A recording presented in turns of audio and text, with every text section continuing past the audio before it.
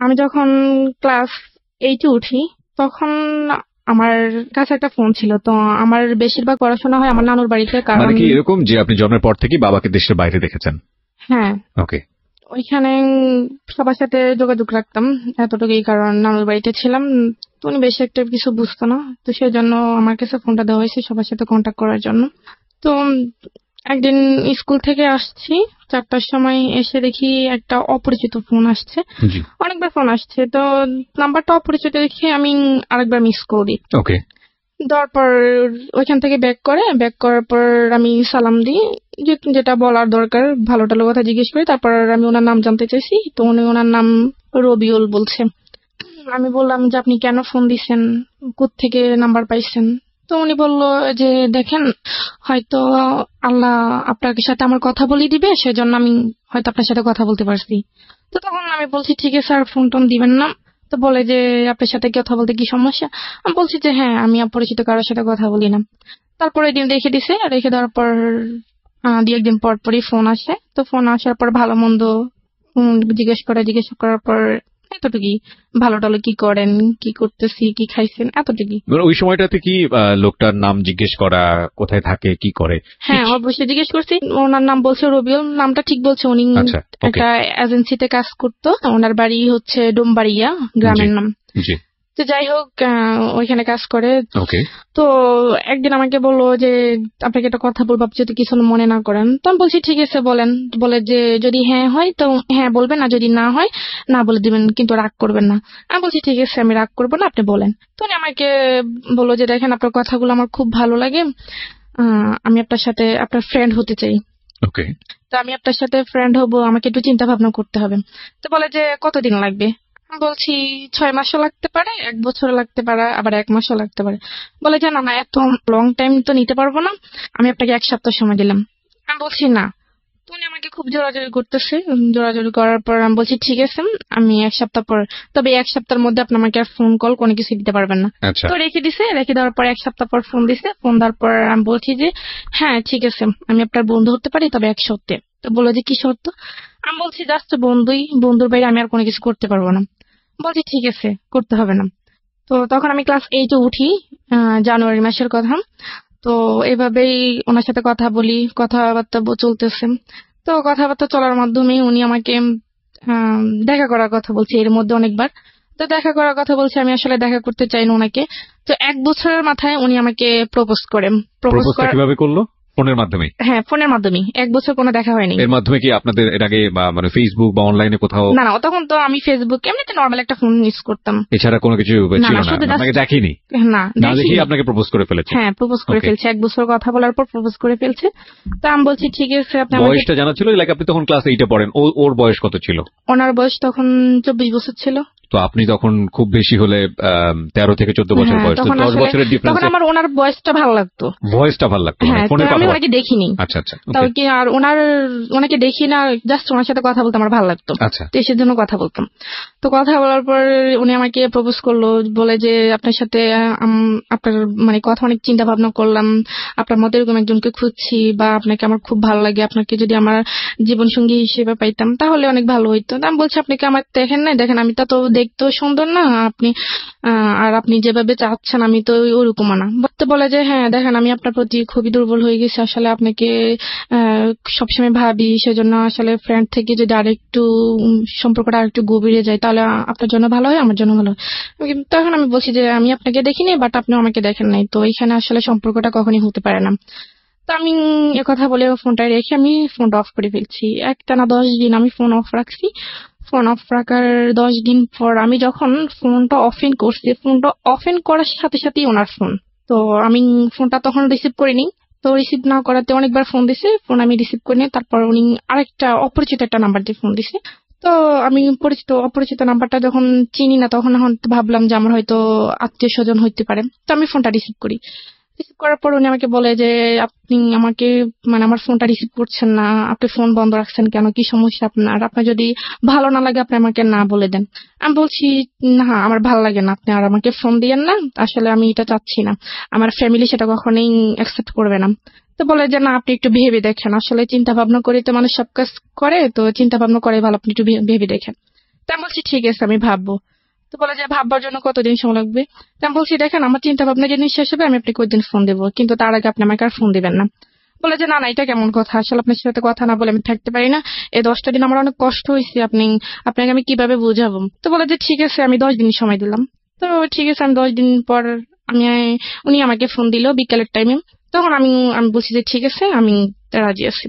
তো বলে যে ঠিক আছে, তখন তো রাজি হয়েছে। আপনি রাজি হয়ে গেলেন? হ্যাঁ আমি রাজি হই। রাজি হয়ে গেলেন কেন? মানে আপনি তো আসলে চিন্তা ভাবনা করছি আর আসলে আমি সে কেমন দেখতে সেটা আমি জানি না, তো তার কথাগুলো আমার ভালো লাগতো, আসলে তার কথাগুলো মানে তার আপনি সাথে নিজেও দুর্বল ছিলেন? হ্যাঁ তোর কথার মধ্যে আমি খুবই দুর্বল ছিলাম। তার সে অনেক সুন্দর গুছিয়ে কথা বলতে পারে বা তার কথাগুলো অনেক ভালোই লাগে আমার, শুনতেই মন চায়। ওকে। তো যাই হোক তারপর এভাবে অনেক দিন কেটে গেছে, প্রায় 1 মাসের মতো। তো উনি আমাকে হঠাৎ আবার বলতেছে ঠিক আছে এখন তো আমরা আরেকটা রিলেশনে নতুন করে একটা রিলেশন করছি, তো এখন তো আমি আপনাকে তুমি করে বলতে পারি। আমি বলছি ঠিক আছে তুমি করে বলেন। তারপর সে আবার আমাকে বলে যে দেখা করার কথা। তো তখনও আমি আসলে তার সাথে এতটা ফ্রি হইতে পারিনি। তো তখন আমি আর তাকে বলছি যে না আজকে দেখা হবে না, বা তাকে এভাবে ঘুরিয়ে ঘুরিয়ে আমি সময় পার করতেছি। প্রায় 1.5 বছর চলে যায় এভাবে। 1.5 বছর চলে যাওয়ার পর সে আমাকে হঠাৎ একদিন শুক্রবার ছিল, তো আমাকে বলতেছে যে দেখো তুমি যদি আজকে আমার সাথে দেখা না করো তাহলে আমার তোমার সাথে কোনো সম্পর্ক থাকবে না। তো বলছে যে তুমি স্কুলের সামনে আসবা, আমি ওইখানে আসবো। তো আমি বলছি ঠিক আছে বিকাল 5টার দিকে। তখন আসলে আমি তখন নানুকে বললাম যে আমি একটু বাজারে যাব। তো নানু বললো যে না এখন এখন বাজারে যাওয়ার দরকার নেই, তো তোমার মামা আছে, তোমার মামাকে বলো যদি উনি চাইতে দেয় তো তুমি যাও। তখন আসলে মামার কাছে তো বলতে পারবো না, কারণ মামার কাছে বলবে যে তোমার কি লাগবে তুমি আমার কাছে বলো, তোমার যাওয়ার দরকার নেই। তখন আমি বলতে পারি না, তো যে কোনো কারণে আমি বাইরে হইতে পারি না। তখন আমি ওকে আর বলতে পারিনি যে আমি আসবো না। তখন আমি আবার ফোনটা অফ করে ফেলছি। যে তখন সে আমাকে অনেকবার ট্রাই করছে, আমার ফোনটা তখন মিস কল অ্যালার্ট চালু ছিল। তো আমি যখন ফোনটা অফ করছি দেখি যে সে আমাকে প্রায় 1000-এর উপরে ফোন দিছে। তো সে আমাকে রাগ করে 2-3 দিন ফোন দেয়নি। 2-3 দিন ফোন না দেওয়াতে আমিও ফোন দিইনি। তো 2-3 দিন পর সে নিজে আমাকে আবার ফোন দিছে। ফোন দেওয়ার পর বলতেছে তোমার কি সমস্যা, তুমি আমার সাথে দেখা করলে না কেন? তো আমি বলছি আমার সমস্যা ছিল, আমি বাইরে হইতে পারিনি। তো বলে যে বাইরে হইতে না পারলে তুমি আমাকে বলতাম। তো আমি বলছি বললে হয়তো আপনি এটা অন্যভাবে নিবেন, সেজন্য আমি বলতে পারিনি। তো তাকে সরি টরি বলছি। তো সরি টরি বলার পর সে যাই হোক সেটা সমাধান হয়ে গেছে। কথা চলতে চলতে 2 বছর, তখন 2012 সাল। 2012 সালের লাস্টের দিকে আমি আমার বোন, তখন আমার আব্বু বাড়িতে আসছে বিদেশ থেকে। বাড়িতে আসার পর আমাকে বাড়িতে নিয়ে আসছে। তো আমি তাকে বলছিলাম যে আমার আব্বু বাড়িতে আসতেছে, তো আমি আপনার সাথে অনেকদিন কথা বলতে পারবো না, যতদিন বাড়িতে থাকবো ততদিন কথা বলতে পারবো না, কারণ আমাদের বাড়িতে আসলে আবার কথা হবে, কথা বলতে পারবো না। তো উনি বলছে যে কেন? আমি বলছি আমার আব্বু বাড়িতে আসতেছে, তো আমি তো ফোনটা আবার ওইখানে নিয়ে যেতে পারবো না। তো বলে ঠিক আছে। তখন আমি বাড়িতে আসছি। আসার পর তো আমার আব্বু, আমার বোন, আমার ছোট ভাই, আমার বোনের একটা ফ্রেন্ড ছিল, আমার মামাদের বাসায় আসবো ঢাকায় উত্তরায়। সেটা আমি আসলে ওনাকে বলতে পারিনি যে কারণ আমি কারো ফোন ধরতেও পারি না, বা বাড়িতে গেলে আমি বিশেষ করে আম্মু বা আব্বুর ওনাদের ফোন ধরি না। তো ফোন না না পেয়ে আমি ওনাকে বলতে পারিনি। তো আমি ঢাকা আসি। ঢাকায় সেখানে প্রায় 1 সপ্তাহ ছিলাম। 1 সপ্তাহ থাকার পর আবার বাড়িতে গেছি। বাড়িতে যাওয়ার পর আমার আব্বু কোন একটা কাজে চিটাগং গেছিল। তো ওইখানে যাওয়ার পর আমি একটা সুযোগ পাইছি আমার নানুদের বাড়িতে আসার জন্য। তো আমার নানু ফোন দিচ্ছিল যাওয়ার জন্য। তখন আমি গেছি, গিয়ে আবার ওনার সাথে কন্ট্যাক্ট করছি। তো কন্ট্যাক্ট করার পর বলে যে এতদিন কেন, তুমি তো বলছো কয়েকদিন তারপর আবার আসবা, তো এতদিন গ্যাপ ছিল কেন? বলছি ঢাকা গেছিলাম আব্বুর সাথে, সেজন্য বলতে পারিনি। তো এই ব্যাপারটা আমি ওনাকে বলি নাই কেন, ওইটা উনি আমার সাথে অনেক রাগ করছে যে তুমি ঢাকা গেছো আমাকে বলছো, নাহলে আমিও ঢাকা যেতাম, দূর থেকে তোমাকে দেখতাম। আমি বলছি আমি বলতে পারিনি, আমি সুযোগ পাইনি। এটা নিয়ে অনেক ঝগড়া হয়েছে। ঝগড়া হওয়ার পর উনি আমাকে তো এটাই করে বলতেছে যে তুই আর আমাকে ফোন দিবি না। আমি বলছি ঠিক আছে আমি ফোন দিব না। মানে ক্রেজি হয়ে গেছে আর কি, এতবার বারবার আপনাকে দেখতে চাচ্ছে, আপনি সামনে আসতেছেন না। আসতেছি না, হ্যাঁ। রাইট। পরে ঠিক আছে, তখন আমি আর তাকে সে আমাকে ফোন দিবে না কেন সেটা আমার জানার আগ্রহ ছিল না, ফোন না দিলেনি। আসলে আমি তার সাথে তার প্রতি অ্যাট্রাকশন হয়নি, আমি আসলে তার কথাগুলো আমার ভালো লাগতো, সেজন্য আমি তার সাথে কথা বলতাম। তার প্রতি পয়েন্ট করবেন প্রিয় শ্রোতা, ও যেটা বলছে যে ওর কথাগুলো শুনতে ওর খুব মন চাইতো, এবং ওই কথাগুলোর কারণেই ওর প্রতি এক ধরনের ওর দুর্বলতা ছিল, কিন্তু এটা আসলে সেই অর্থে কোনো লাভ ছিল না। ওকে, তো সে আমাকে আবার নিজে ফোন দিছে, ফোন দেওয়ার পর বলে যে তুমি এত পাষাণ মানুষ, তোমার মেয়েদের মন নাকি অনেক নরম থাকে, তো তুমি এত শক্ত মনের মানুষ আমি আসলে কখনো ভাবি নেই। তো আমি রাগ করে ফোন রেখে দিছি, তোমার উচিত আমার রাগ ভাঙানো, আমাকে ফোন দেওয়া, তুমি সেটা না করে তুমি উল্টা রাগ করে বসে আছো। তো ওনার কথাগুলো আমি আসলে এত কেয়ার করতাম না, যেটা বলতো এটা শুনতাম। 2012 সালের প্রায় মাঝামাঝি আমি আবার ঢাকা আসি। আমার মামারা সবাই মিলে কক্সবাজার যাবে, তো আমি ঢাকা আসি আবার। তো আমি ওনার কাছে বলছি যে আমি কক্সবাজার যাব, আমরা সবাই মিলে কক্সবাজার যাবো, এখানে অনেকদিন থাকবো, আপনার সাথে আমার কথা হবে না। তো বলে যে আমার যদি ছুটি থাকতো তাহলে তো আমিও যেতে পারতাম। তো বলে যে ঠিক আছে তোমরা যেদিন যাবে তার একদিন আমাকে ফোন দিয়া। তো আমরা যেদিন যাবো তার একদিন ওনাকে ফোন দিছি, তো উনি যেতে পারবেন, উনি ছুটি নিতে পারেনি। তো আমরা চলে গেছি, ওইখানে প্রায় 15 দিনের মতো ছিলাম। পুরো দিন থাইকা আবার যখন কক্সবাজার গেছি তখন আমার মামারও সাথে ছিল, তো মামার এক বন্ধু ছিল, তো সাথে ছিল, তো উনি আবার ওইখানে গেছে। তো আমরা ওইখানে অনেক আনন্দ করলাম, সবাই মিলে একসাথে ছিলাম, আড্ডা দিলাম। তো ওই ছেলে আবার আমাদের সাথে ছিল। তো আমি আবার ঢাকায় যখন কক্সবাজার থেকে যখন ঢাকায় ব্যাক করি, তখন ওই ছেলে আমার আরেকটা মামাতো ভাই ছিল, ওর নাম হচ্ছে রাফি। ওর কাছে আবার আমার জানতে চাইছে যে মেয়েটা কে বা কি করে। ছেলেটার নাম কি ছিল? রাজু। রাজু, ওকে। তো কি করে বা কোথায় থাকে, তো বললো যে এটা আমার সম্পর্কে মামাতো বোন হয়, তো এরকম এরকম। তো বলে যে আমি ফোন ইউজ করে, তো আমি যে ফোন ইউজ করি সেটা তার ওনারা জানে না। তো বলে যে না ফোন ইউজ করে না, কেন? তো বলে যে না এমনিতেই। তখন আম, আমার মামা যখন বাড়িতে আসে শীতের সময়, তখন ওই ছেলে আবার আমার মামাদের সাথে আমাদের বাড়িতে আসছে। তো আমাদেরকে দাওয়াত করায় ওই ছেলেও আসছে আমাদের বাড়িতে। তো আমাদের বাড়িটারি দেখলো, আমাদেরকে দেখলো, তখন আমার সাথে কথা বললো, হাই হ্যালো এতটুকুই। কি করো, কোন ক্লাসে পড়ো? তখন আমি ক্লাস 9-এ পড়ি। তো বললো যে ঠিক আছে, তো এখন তো ছুটি, তো তোমার মামার সাথে আবার ঢাকায় যাও, গিয়ে ঘুরে আসো, আমরা তো আছি, সব একসাথে আনন্দ হবে। তো আমি বলছি দেখি যদি আম্মু দেয় তাহলে। তো উনি আমার মামাকে বললো, বলার পর আমার মামা আমার আম্মুকে বললো, তো গেলাম। গিয়ে ওইখানে প্রায় 20-25 দিন ছিলাম। এর মধ্যে ওর সাথে আর আমার কোনো যোগাযোগ হয় নাই। রবিউলের সাথে? হ্যাঁ, ওকে। রবিউলের সাথে আমার আর কোনো যোগাযোগ হয়নি।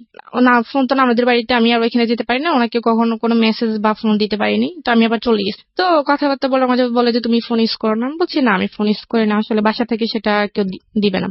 তো বলে যে আমি তোমাকে যদি একটা ফোন কিনে দিই তুমি নিবে? আমি বলছি কেন, আপনার ফোন আমি নিব কেন, আর আপনি আমার কি হন?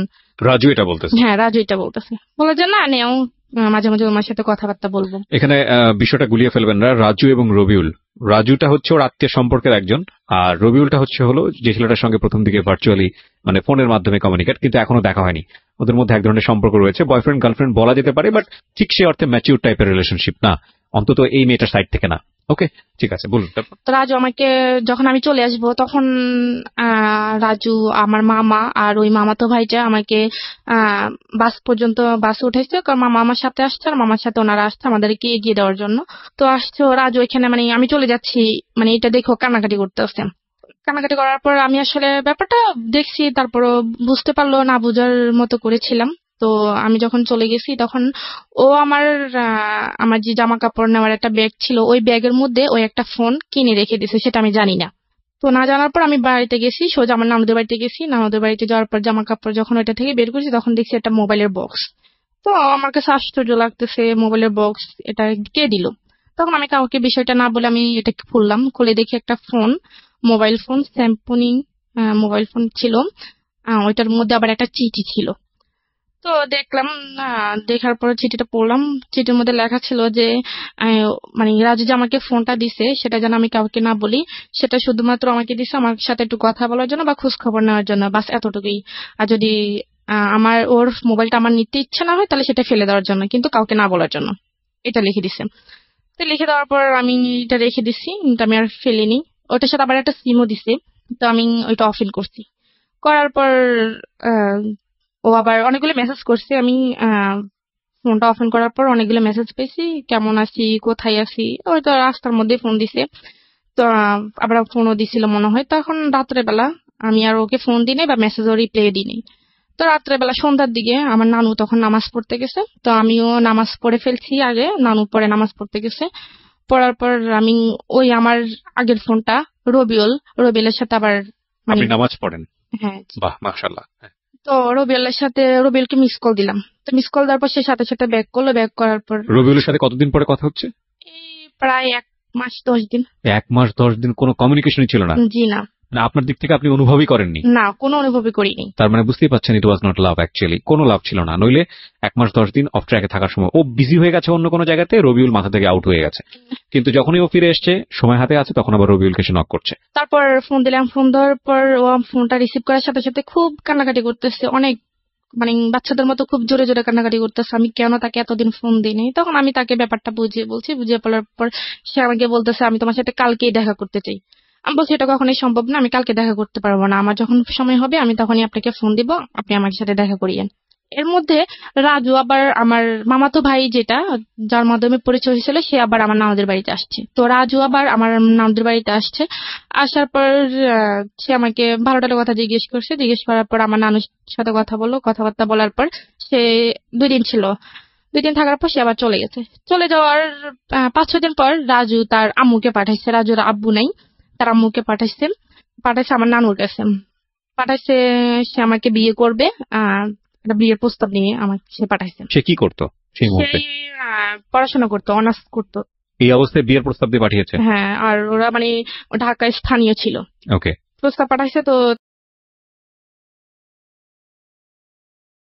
পর আমার নানুকে ডিরেক্টলি বলছে যে আপনার নাতিকে তো আমার ছেলে খুবই পছন্দ করে, তো আপনাদের যদি কোনো আপত্তি না থাকে তাহলে আমরা এখানে একটা আত্মীয়তা করতে পারি। তো আমার নানু বললো যে দেখেন আমি তো ওর গার্জিয়ান না, ওর আব্বু আছে, আম্মু আছে, আমার ছেলেরা আছে, ওদের সাথে কথা বলতে হবে, আপনি ওনাদের সাথে কথা বলেন। তো রাজুর আম্মু একদিন ছিল, তারপরে দিন সকালবেলা চলে গেছেন। চলে যাওয়ার পর আমার নানু আমাকে বলতেছে যে তো রাজুর সাথে তোর কি? আমি বলছি তো না কিছু না, এমনিতে কথাবার্তা, তো এরকম কিছু না। তো বলে যে সত্যি? আমি বলছি যে হ্যাঁ। বলে যে না থাকলেই ভালো। তা আমি আর জিজ্ঞেস করিনি যে কেন আসছে বা কি আসে বিষয়। তখন আমার আব্বুর কাছে বলছে আমার মামা, রাজুর আম্মু আমার মামার কাছে বলছে, আর আমার মামা আমার আব্বুর কাছে ফোন দিয়ে বলছে। তো আমার আব্বু বলছে ঠিক আছে, ছেলের একটা ছবি দাও আর আমি খোঁজ খবর নিয়ে দেখি কেমন। তো ওনারও ছেলে পছন্দ হয়ে গেছে, ছেলেরও পছন্দ হয়েছে বা ওর আম্মুরও পছন্দ হয়েছে। মনে করেন 2 পক্ষ থেকেই সবকিছু ঠিকঠাক।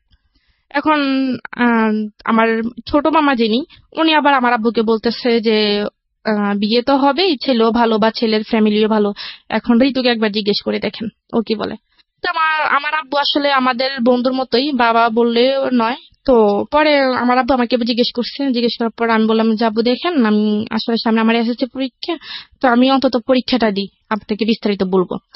বলে যে ঠিক আছে পরীক্ষা দাও। তো আব্বু ওই রকম ভাবে মামাকে বলছে, মামা ওই রাজুর আম্মুকে ওরকম ভাবে বলছে। তো ওনারা বলছে ঠিক আছে পরীক্ষা পর্যন্ত আমরা অপেক্ষা করব।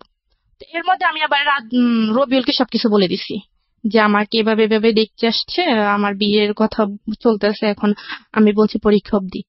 তো সে বলতেছে আমি তো তোমাকে আজ পর্যন্ত দেখিই নেই, তুমি আমার সাথে একটু দেখা করো না।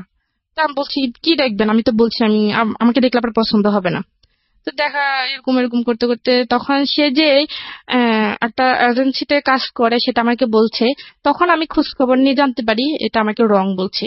মানে রবিউল আপনাকে মিথ্যা ইনফরমেশন দিয়েছে? হ্যাঁ। ওকে। তো তখন আমি বললাম যে আপনি তো আমার কাছে মিথ্যা কথা বলছেন, আপনি তো আসলে কোনো অফিসে, এরকম কোন অফিসে চাকরি করেন না, আসলে আপনি করেনটা কি আমাকে সত্যি করে বলেন, আমি আপনার সাথে দেখা করব। ওকে। তো বলে যে আমি আসলে একটা প্রাইভেট কোম্পানিতে জব করি, তো যে কোনো ভাবে এটা ওই কোম্পানির মালিক পালিয়ে গেছে, এখন আসলে আমার উপর অনেক ধার দেনা, এখন আমি আসলে বাড়ি থেকে বের হতে পারতেছি না, এখন অন্য একটা জায়গায় অ্যাপ্লাই করতেছি। তারপর আমি বললাম তো সেটা আমাকে বললেন না কেন আগে? তো বলে যে বলিনি, এমনিতে আসলে এটা একটু আমি লুকিয়ে রাখছি, এটা বলতে চাইনি। তো আমি বলছি ঠিক আছে। তো তখন তখন আমি তাকে নিজে ফোন দিতাম, আমি তাকে ফোন দিয়ে আমি তার সাথে কথা বলতাম। এমনকি সে আমার কাছে অনেকবার প্রায় 2-3 বার টাকা চাইছে তার মানে পকেট খরচের জন্য। আমি 2-3 বার প্রায় তাকে 10-12 হাজার টাকা দিছি, কিন্তু আচ্ছা। দেখা সাক্ষাৎ কোনো কিছুই না। আচ্ছা। তখন আমি যখন বিয়ের ব্যাপারটা বলছি তখন আম্মু আমাকে বলল যে দেখ ছেলেও ভালো, ছেলের ফ্যামিলিও ভালো, তুই রাজি হয়ে যা, এসএসসি পরীক্ষার পরে বিয়েটা হয়ে যাক, তুই রাজি হয়ে যান, অন্য কোথাও যদি কোনো কিছু থেকে থাকে সেটা বাদ দিয়ে দে। তা আমার আম্মা আমাকে এভাবে বলছে, তখন আমি একটু ডাউট করছি যে আমার আম্মা আমাকে হয়তো একটু সন্দেহ করছে। জি।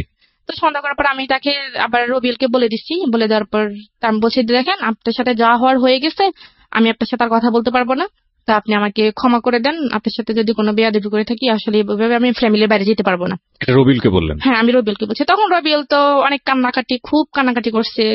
সে 2-3 ওকে দিন। বাসার ঠিকানা জানতো? আপনার বাসার ঠিকানা? হ্যাঁ, সে আমার বাসার ঠিকানা জানতো। আমি আচ্ছা। তাকে সবকিছু সত্যি বলে সঠিক দিয়েছি। বলেছেন। হ্যাঁ। তখন সে খুবই কান্নাকাটি করছে। সে বলতেছে ঠিক আছে আমি তোমাদের বাড়িতে আসতেছি। আমি বলছি যে না, আমার যদি ভালো চান আপনি কখনই আমাদের বাড়িতে আসবেন না, আর আসলে অনেক খারাপ হয়ে যাবে। তখন আমি তাকে এরকম কোনো কিছু বলার পর সে আসেনি। আসার পর সে বলছে ঠিক আছে তুমি আমাকে তো বিয়ে করবে না নাকি? আমি বলছি যে হ্যাঁ করবো না। তো বলে যে ঠিক আছে তাহলে তুমি আমার সাথে শুধু একবার দেখা করো, একবার দেখা করার পর আমি তোমাকে কথা দিতেছি জীবনে তোমাকে আর ফোন দিব না। তো আমি বলছি একবার দেখা করে কি লাভ? সে বলে যে আমি কেমন মেয়ের সাথে কথা বলছি, তার তাকে শুধু একবার দেখার ইচ্ছে, আর কিছুই না। আমি বলছি আপনি কথা দিচ্ছেন তো? তো সে বলতেছে যে হ্যাঁ আমি কথা দিছি। তো এর মধ্যে সে আবার ব্রাহ্মণবাড়িয়া, সে এখানে একটা আপনার মাইক্রো ক্রেডিট একটা চাকরি পাইছে জি। ব্রাহ্মণবাড়িয়া। তো আমি আবার ঢাকা যাই মামাদের বাসায়। তখন আমার মামার মামানি প্রেগনেন্ট ছিল। তো তখন উনি খুব অসুস্থ ছিল, তো ওনাকে আমি দেখতে গেছিলাম।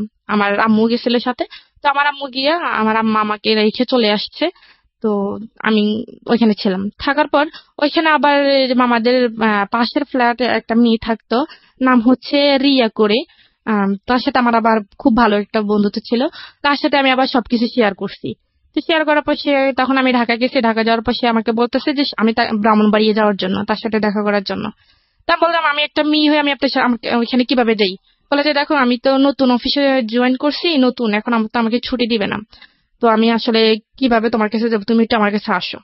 তা আমি বলছি ঠিক আছে। তখন আমি ওই রিয়াকে নিয়ে বাইরে বের হওয়ার নাম করে ওকে নিয়ে যাই। শুক্রবার দিন ছিল তখন। ইন দ্য মিন টাইম কি আপনার রাজুর সঙ্গে দেখা সাক্ষাৎ করা, কথাবার্তা হওয়া, এগুলো কোনো কিছু হচ্ছে? না না, ওই কথা বিয়ে যখন ওরা পাঠাইছে, যেহেতু ফোনটা আপনার কাছে আছে সেজন্য জিজ্ঞেস করছি। ফোনটা আমার কাছে আছে, কোনো আর ওই কথাবার্তা হয় না? ফোনটা দিয়ে আমি আবার রবির সাথে কথা বলি, কিন্তু রাজুর সঙ্গে কথা বলেন না? রাজুর সাথে আর কথা বলি না। আচ্ছা। যাই হোক গেলাম ব্রাহ্মণবাড়িয়া বিশ্ব রোড, ওইখানে রবিয়াল আসছে। আসার পর আমরা গেলাম। যাওয়ার পর সে আমাকে ফোন দিছে। তো আমি বোরকা পরে জানি, আমি এমনিতেই নর্মাল ভাবে গেছি। তো আসলে ওই আমি ওই কথাটা কখনোই ভুলবো না। ওনাকে দেখে আসলে আমার মাথা ঘুরতেছে, এরকম একটা অবস্থা যে মানে আমি আসলে যেটা ভাবছি, যেটা কল্পনা করছি, এটা সম্পূর্ণ বাইরে। সে মনে করেন তখন খুবই হ্যাংলা ছিল, অনেক কালো ছিল। তো আমি ভাবলাম আর বাবা এটা কি, এটা তো এখন আমার ফ্যামিলি কখনো কোনোভাবে মেনে নেবে না। অডিওর সাথে ভিডিওর মারাত্মক পার্থক্য, এটা কি বলে। এবং এটাই হয় আসলে। নিজের জীবনেরও বেশ কয়েকটা অভিজ্ঞতা আছে আর কি, সেজন্যই বললাম। হ্যাঁ। তারপর তার সাথে আমি দীর্ঘ 3 বছর পর দেখা করি ওই দিন। তো 3 বছর পর ওই দিন ফার্স্ট দেখা। তো আমি আবার যখন আমি তার সাথে দেখা করতে যাচ্ছি, গাড়িতে উঠতেছি, তখন আমি আবার তাকে বলছি যে দেখেন আপনি আমাকে কথা দিয়েছেন আপনি আমার সাথে শুধু একবারই দেখা করবেন। এখন আপনি যেরকমই হন, আমি আপনার সাথে দ্বিতীয়বার কথা বলবো না। সে বলছে ঠিক আছে তুমি নিশ্চিন্তে থাকো, আমি তোমাকে কখনোই বিরক্ত করবো না। তো যাই হোক সে আমাকে দেখলো, আমিও তাকে দেখলাম। দেখার পর ওইখানে একটা রেস্টুরেন্টে গেলাম। ওই দিন আমি সারাদিন তার সাথে দেখা করবে একটু একটু আনইজি ফিল করতেছি। আসলে আমি সারাদিন খাইনি। তো না খাওয়াতে আমার খুব খিদে লাগছে, কিন্তু তাকে দেখার পর আমার খিদে চলে গেছে। ওকে। তাকে দেখার পর আমার খুব খিদে চলে গেছে যে যখন গাড়িতে আসতেছে তখন ভাবতেছি যে ওনার সাথে দেখা করলে একসাথে হয়তো দুপুরে লাঞ্চ হবে বা সকালের নাস্তা দুটি একসাথে হবে। কিন্তু তাকে দেখার পর আমার খিদেটা চলে গেছে। আমি আর আমি কি খাবো? তখন সে আমাকে একটা রেস্টুরেন্টে নিয়ে গেছিল। ওটার নাম ছিল ঝুমুর, ব্রাহ্মণবাড়ি একটা শহরে। ওইখানে নিয়ে গেছিল। তো শুক্রবার যেহেতু ছিল, উনিও হয়তো খাওয়া দাওয়া করে আসে না, তো উনি খাইছে, আমাকেও দিছে, আমি খাইনি, আমি বসেছিলাম। তো আমি ওইখান থেকে খুবই বিরক্ত ফিল করতেছি যে আমি কখন যাবো এখান থেকে। তো খাওয়া দাওয়া শেষ হলো, শেষ হওয়ার পর তখন আমরা আবার যখন বাস যাইতেছি, সে আমাকে বাসে তুলে দিবে, তখন সে আমাকে জিজ্ঞেস করতেছে যে তোমাকে আমার পছন্দ হয়েছে, আমাকে তোমার পছন্দ হয়েছে কিনা। তখন আমি বলছি ঠিক আছে আপনি তো আমাকে বলছেন যে আপনি আমার সাথে আর কখনোই দেখা করবেন না বা কথা বলবেন না, এটা কেমন কথা? এটা এখন তো আপনি আমার কথার সাথে কাজের কোনো মিল নেই, এটা তো কখনোই সম্ভব না। আমি আপনাকে বিশেষ করে আপনার সাথে দেখা করতে আসছি, আর আপনি এখন এটা কি বলতেছেন? বলে যে না দেখো আমি বলে ফেলছি, এটা তোমাকে শুধু তোমাকে দেখার জন্য বলছি, আমি মন থেকে এটা বলিনি। আমি বলছি ঠিক আছে আমি আগে বাসায় যাই, আমি অনেক টায়ার্ড, আমি খুবই ক্লান্ত, অনেক জার্নি হয়েছে, আমি বাসায় যাই। তো আমার ফোনে চার্জ ছিল না। তো আমি যখন গাড়িতে উঠি তখন আমার ফোনে মোবাইলটা বন্ধ হয়ে গেছে। তো আমি বাসায় গেছি, বাসায় গিয়ে গোসল করলাম, গোসল টোসল করে বা ফ্রেশ হয়ে খাওয়া দাওয়া করে বাসায় গিয়ে মোবাইলটা চার্জে দিচ্ছি, বন্ধ রেখে চার্জে দিছি, মোবাইলটা খুলিনি। তো অনেকক্ষণ সময় হয়েছে, যখন বাসায় আস্তে আস্তে 6টা বাজছে। তো আমি ওনার সাথে ফোনটা অফেন করি 8টার সময়। তো ফোনটা অফেন করার সাথে সাথে উনি আমাকে ফোন দিচ্ছে। তো বলতেছে এই তুমি আমাকে কেন এতক্ষণ ফোন দেওয়া নাই, মোবাইল বন্ধ ছিল কেন? জানো আমি কতক্ষণ টেনশন ছিলাম যে তুমি আমাকে কেন ফোন দেওয়া নাই। আমি কত টেনশনে ছিলাম, আমাকে টেনশন রাখতে ভালো লাগে, মানে সে এরকম করে কান্নাকাটি করতেছে। আচ্ছা। তো আমি বলছি যে দেখেন আপনি কান্নাকাটি করতেছেন কেন, আসলে আমি আপনাকে ফোন দিব কেন, আপনি তো বলছেন আপনার সাথে আমার কোনো কথা হবে না, তাহলে আপনি আমাকে ফোন দিচ্ছেন কেন, আমাকে দয়া করে আর ফোন দিয়েন না। আমি আপনার কথার উপর বিশেষ করে আপনার সাথে দেখা করছি, সেজন্য এটা না যে আপনার সাথে আবার কথা বলতে হবে। তখন সে আমাকে বলতেছে যে তুমি যদি আমার সাথে কথা না বলো আমি মরে যাব, আমি ট্রেনের তলে নিজে জীবন দিয়ে দিব, আমি ফাঁসি দিব, মানে এরকম বিভিন্ন রকমের ব্ল্যাকমেল করতেছে। তো করার পর আমি ফোনটা রেখে দিচ্ছি। তখন ওনার সাথে আমার মানে কথাই বলতে ভালো লাগতেছে না, যে কি কথা বলবো আসলে। তখন মনে হইতেছে যে একটা মানুষকে যদি মনে দেখে ভালো না লাগে তখন তার সাথে কথা বলাটা আসলে ভালো লাগতো। তখন ওনার কথাগুলো তখন আর আমার কাছে ভালো লাগতো না, কিন্তু দেখা করার আগে ওনার কথাগুলো আমার খুব ভালো লাগতো, কিন্তু তখন আর দেখা করার পর মানে কথাগুলি ভালো লাগতো না। তখন আমি আহ রেখে দিছি। রেখে দেওয়ার পর উনি আমাকে বারবার ফোন দেয়, আমি ফোন রিসিভ করি না। তারপর আমি নাম্বারটা ব্ল্যাক লিস্টে রাখিয়ে দিছি। তো রেখে দেওয়ার পর সে আমাকে বিভিন্ন নাম্বার থেকে ফোন দিচ্ছে। ফোন দেওয়ার পর আমি ফোন মানে কোনোভাবে রিসিভ করি না। তো তার এক কলিং ছিল, আমি ওনার নামটা বলতে চাচ্ছি না। তো তার এক কলিং ছিল, সে আমাকে ফোন দিছে। ফোন দেওয়ার পর বলতেছে কি আমি কি ঋতুর সাথে কথা বলতে পারি। আমি বলছি হ্যাঁ আমি ঋতু, আপনি বলেন। তো বলে যে আপনি কি রবিউলকে চিনেন। আমি বলছি কোন রবিউল। বলে যে ওই যে ওই দিন শুক্রবারে দেখা করতে গেছেন ওই রবিউল। আমি বলছি না আমি এরকম আমি কাউকে তো চিনি না, আমি কারোর সাথে দেখা করিনি, আপনি কেন ফোন দিচ্ছেন। তো বলে যে এখন তখন আমি ফোনটা রেখে দিছি। ফোনটা রেখে দেওয়ার পর উনি আবার ফোন দিছে। তখন আমি আবার ফোনটা কেটে দিছি। তো বারবার ফোন দিতেছে। তখন আমি বলছি যে আপনার সমস্যাটা কি, আপনি আমাকে বারবার ফোন দিয়ে ডিস্টার্ব করতেছেন কেন। আমি তো বলছি আমি রবিউল নামে কাউকে চিনি না, আপনি হয়তো ভুল নাম্বারে ডায়াল করছেন। তো বলতেছে যে দেখুন আপু আপনার সাথে আমি একটু 2 মিনিট কথা বলবো, আমাকে প্লিজ 2 মিনিট সময় দেন। আমি বলছি ঠিক আছে 2 মিনিট, তার বেশি না। বলে যে দেখেন রবিউল কিন্তু অনেকগুলো ঘুমের ওষুধ খেয়ে ফেলছে, আর ওর অবস্থা খুবই খারাপ। ও এখন কি জানি কয় স্যালাইনে আসছে, ডাক্তার আসছে স্যালাইন টেলাইন দিছে। ও আজকে 2-3 দিন খাওয়া দাওয়া সব বন্ধ করে দিছে। দেখেন আপনি কি চান আপনার জন্য একটা মানুষ মারা যাক। আমি বলছি আমি কেন চাইবো, আমি তো ওনাকে বলিনি যে আমার জন্য উনি মরুক, আমি তো বলিনি যে ও আমার জন্য না খেয়ে থাকুক, উনি এমন করতেছে কেন। বলে যে একটা মানুষ যদি একটা মানুষের সাথে কথা বললে তার জীবনটা বেঁচে যায়, তাহলে তো সেটা আমার মনে হয় সেটা একটা ভালো কাজ। আপনি যদি আপনার ভালো কাজের জন্য যদি ওই মানুষটার জীবন মানে প্রাণে বেঁচে যায়, তাহলে তা আপনি আল্লাহর কাছে ভালো পাবেন। উনি উনি আমাকে এরকম করে বলতেছে। তখন তখন আমার কাছে একটু খারাপ লাগে, আমি বলছি মানুষটা আসলে সত্যি সত্যি যদি আবার মরে টরে যায় তখন তো মানে আপনার অন্তরে একটু মায়া হয়েছে তার হ্যাঁ জন্য। মায়া হয়েছে। ওকে। তখন আমি বলছি ঠিক আছে, তো ওনার কাছে দেন। তো বলে যে উনি তো এখন অজ্ঞান অবস্থায় আছে, ওনার জ্ঞানে আসলে আমি আপনাকে ফোন দিব। তো বিকেলের দিকে উনি আবার ফোন দিচ্ছে। ফোন দেওয়ার পর বলতেছে যে নেন রবিউল ভাইয়ের সাথে কথা বলে। তো আমি বলছি, তখন আমি ওনাকে তুই তাই করে বলছি। আমি বলছি যে তোর সমস্যা কি, তুই আমাকে বলছস যে তুই আমার সাথে কথা বলবি না, আমাকে আর ফোন দিবি না, তো তুই এরকম করতেছস কেন, তুই কি আমাকে ফাঁসাতে যাইতেছস, সামনে আমার বিয়ে, আমি তো তোর সাথে কখনোই কথা বলতে পারবো না। তো সে আমাকে বলতেছে তুমি আমাকে যা গালি দাও মারো যাই করো আমি তোমাকে বারবার ফোন দেবো, আর তুমি যদি তা আমার ফোন রিসিভ না করো বা মোবাইল বন্ধ করে রাখো সমস্যা না, আমি তোমার বাড়ি চিনি, আমি তোমার আব্বু আম্মুকে গিয়ে বিস্তারিত যা বলার বলে দিব। তো আমি বলি কি বলবেন। বলে যে যা বলার বলবো, যাতে তোমার আব্বু আম্মুও কখনো মুখ দেখাইতে না পারে আর তুমি না দেখাতে পারো। তখন আমি বুঝতে পারছি সে আমাকে এক ধরনের ব্ল্যাকমেল করতেছে। রাইট। তখন আমি বলছি যে ঠিক আছে তাহলে আমাকে কি করতে হবে। বলে যে তুমি আমার সাথে কথা বলবা। আমি বলছি ঠিক আছে আমি কথা বলবো। মানে আপনি ভয় পেলেন? হ্যাঁ আমি ভয় পেয়ে গেছি, কারণ ও আমার বাসা চেনে বাড়ি চেনে। এখন যদি আমাকে বাবাও বাড়িতে থাকে না? হ্যাঁ তখন কি বাবা বাড়িতে থাকতো না সৌদি আরবে? না, বাড়িতে বাড়ি চলে গেছে। দেশের বাইরে চলে গেছে। হ্যাঁ দেশের সুতরাং বাড়ি। ভয় হয়েছে, বড় ভাই যেহেতু শাসন করতে পারে। হ্যাঁ এখন আম্মু তো আছে, এখন আর বলছে যে সে বাড়ির আশেপাশে মানুষদেরকেও জানাইবে। ওকে।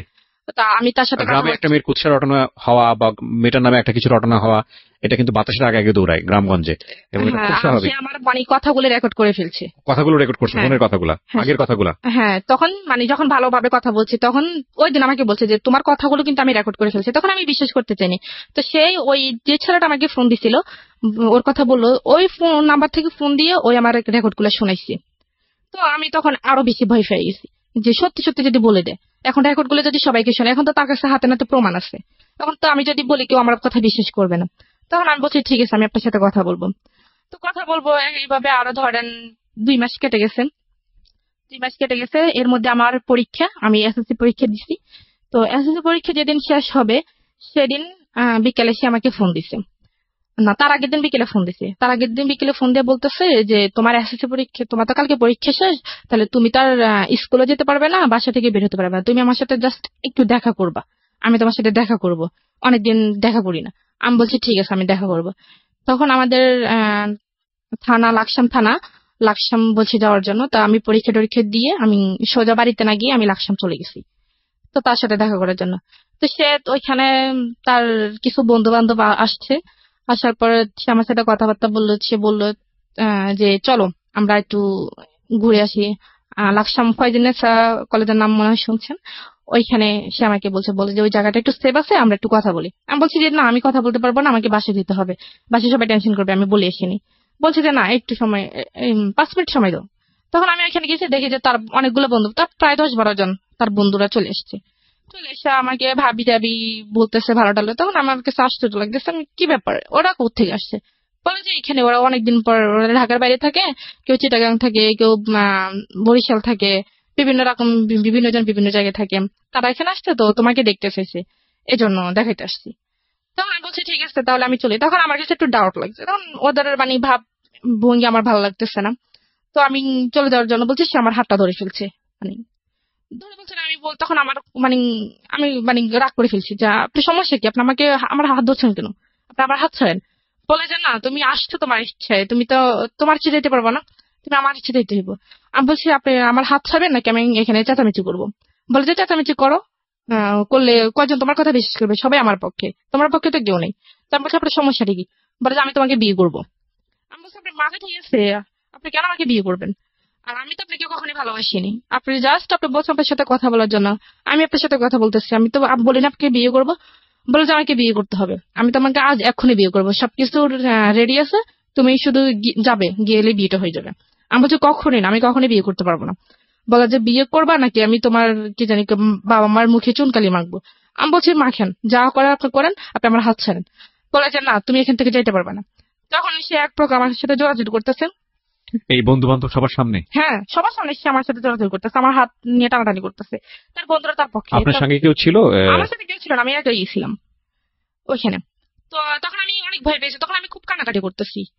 তখন ওই আবার ওই কলেজের মাঠেই মনে করেন বিকেল টাইমে খুবই ফাঁকা ছিল, আর আশেপাশে কোনো লোকজন ছিল না যে আমি কাউকে ডেকে মানে আমার সমস্যার কথা বলবো। তখন তার বন্ধু একটা বন্ধু একটা প্রাইভেট কার নিয়ে আসছে, নিয়ে এসে আমাকে মানে টান মেরেই মানে গাড়ির ভিতরে ঢুকিয়ে ফেলছে। ঢুকিয়ে ফেলার পর তখন কি জানি মানে তারপর কি হয়েছে আমি আর জানি না। তখন আমার যখন জ্ঞান আসছে, তখন আমি একটা রুমের মধ্যে, একটা বাসার মধ্যে ছিলাম, ফ্যামিলি বাসার মধ্যে ছিলাম। তখন আমার চোখে পানি টানে দিছে, দেওয়ার পর তখন বাড়ি, তখন জ্ঞান ফিরছে ঠিকই, কিন্তু আসলে আমি কথা বলার অবস্থার মধ্যে ছিলাম না। তো তারপর ওইখানে একটা মহিলাকে দেখলাম। তো উনি আমাকে বললো যে তুমি ঠিক আছো? তা আমি বলছি আমি কোথায়, আমি বাড়ি যাব, আমাকে বাড়িতে নিয়ে যান। তুমি জানো তুমি কার কাছে আসছো? আমি বলছি যে না। আপনি কি? বলে যে তুমি যে ছেলের সাথে আসছো আমি ওই ছেলের আন্টি হই। তা আমি বলছি দেখেন, উনি আমাকে জোর করে এখানে আনছে, আমার আসলে কোনো আসার ইচ্ছে ছিল না, আপনি আমাকে যাওয়ার একটু ব্যবস্থা করে দেন।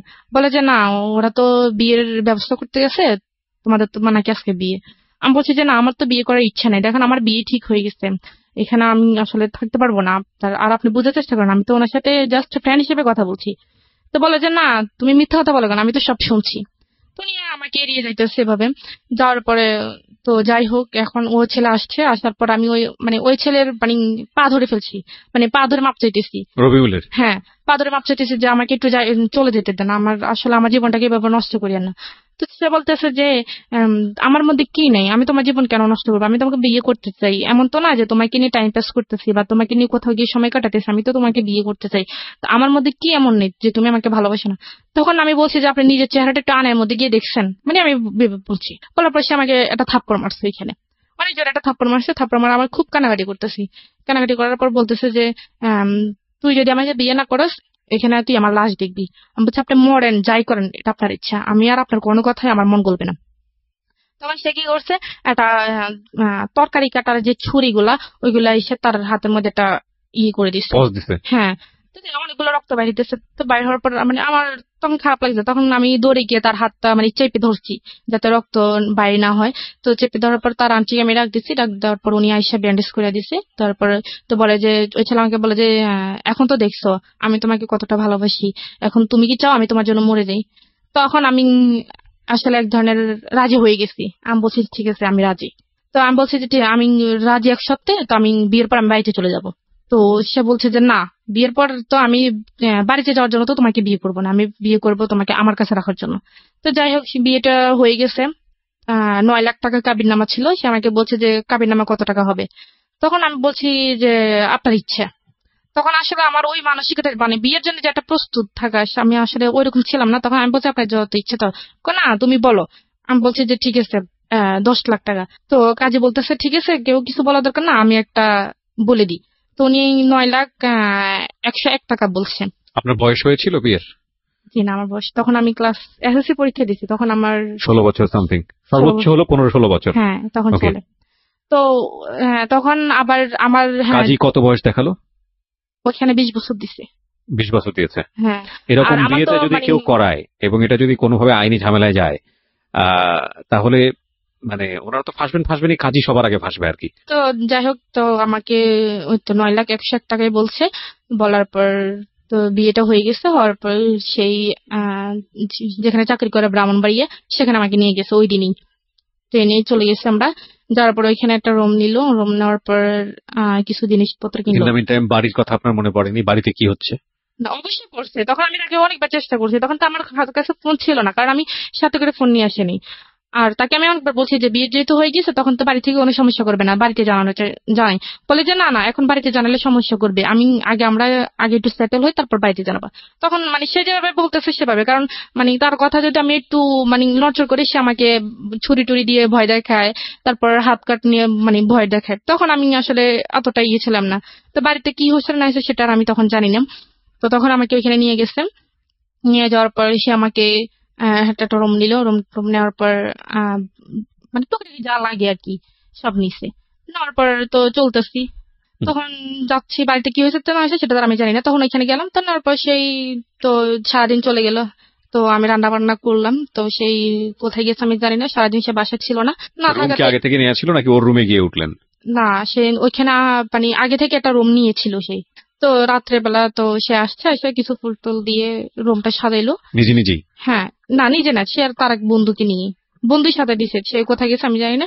তো তার বন্ধু, তার এক কলিং, উনি আবার বিয়ে করছে, বোনই আবার ওইখানেই থাকে। সে আমাকে বাইরে তালা দিয়ে চলে গেছে। তো আমি সারাক্ষণ রুমের মধ্যে ছিলাম। তো রুমের মধ্যে থাকার পর সে বিকেলের দিকে আসছে। আসছে আমাকে বলতেছে তো তুমি রেডি হও। তো আমি বলছি কেন রেডি হবো, কোথায় যাবো? বলে যে আমার এক ফ্রেন্ডে দাওয়াত দিচ্ছে, রাত্রে ওইখানে খাওয়া দাওয়া করবো।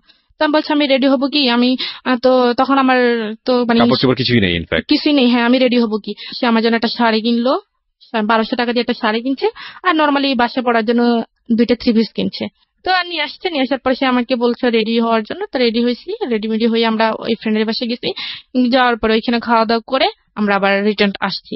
ওই ফ্রেন্ডের বাসায় যখন খাওয়া দাওয়া করতে গেছি, তখন বাসাতে মানে আবার খাওয়া দাওয়া করে যখন আবার বাসা আসছি, তখন দেখি ফুল টুল দিয়ে সাজানো রুমটা। তো তখন আমি শুয়ে পড়ছি, কারণ মানে আমার মানে এত টেনশন হইতেছে যে বাড়িতে কি হচ্ছে। তখন আমি এই জিনিসটা টেনশন করতেছি। তখন আমি বারবার তাকে বলতেছি যে বাড়িতে ফোন দেন। সে বলতেছে না, বাড়িতে এখন ফোন দেওয়া যাবে না, বাড়িতে এখন ফোন দিলে তোমাকে সবাই নিয়ে যাবেন। আমি যেটা বলতেছি সে এড়িয়ে যেতেছে। তখন রাত যখন হয়েছে, তখন আমি শুয়ে গেছি। তো সেই দোকানে গেল। দোকানে গিয়ে আমার জন্য, আমার খুব মাথা ব্যথা করতেছে, আবার পুরো শরীর জার্নি করছি, পুরো শরীর মানে ব্যথা হয়ে গেছে। সে আমার জন্য ব্যথার কিছু ওষুধ নিয়ে আসতে গেছে। তখন আসে দেখে যে মানে আমি, তখন আমার চোখটা একটু বুঝে আসছে। তো আসছে সে যে দরজা খুলছে, আমি টের পাইছি। টের পাওয়ার পর আমি ওই সেভ মতোই শুয়েছি। শোয়ার পর আমি একবার এক পাশে গিয়ে শুয়েছি। তো শোয়ার পরে সে আসছে, আইসে আমাকে উঠাইলো। বলে যে তোমার না শরীরে ব্যথা করতেছে, ওষুধ খাও। তো আমি ওষুধটা খাইছি। খাওয়ার পর কিছুক্ষণ পর ব্যথাটা একটু কমে আসতেছে, এরকম অনুভব হইতেছে। তখন সে আমাকে বললো যে তুমি কি ঘুমাই যাবা? আমি বলছি যে হ্যাঁ, আমি ঘুমিয়ে যাব।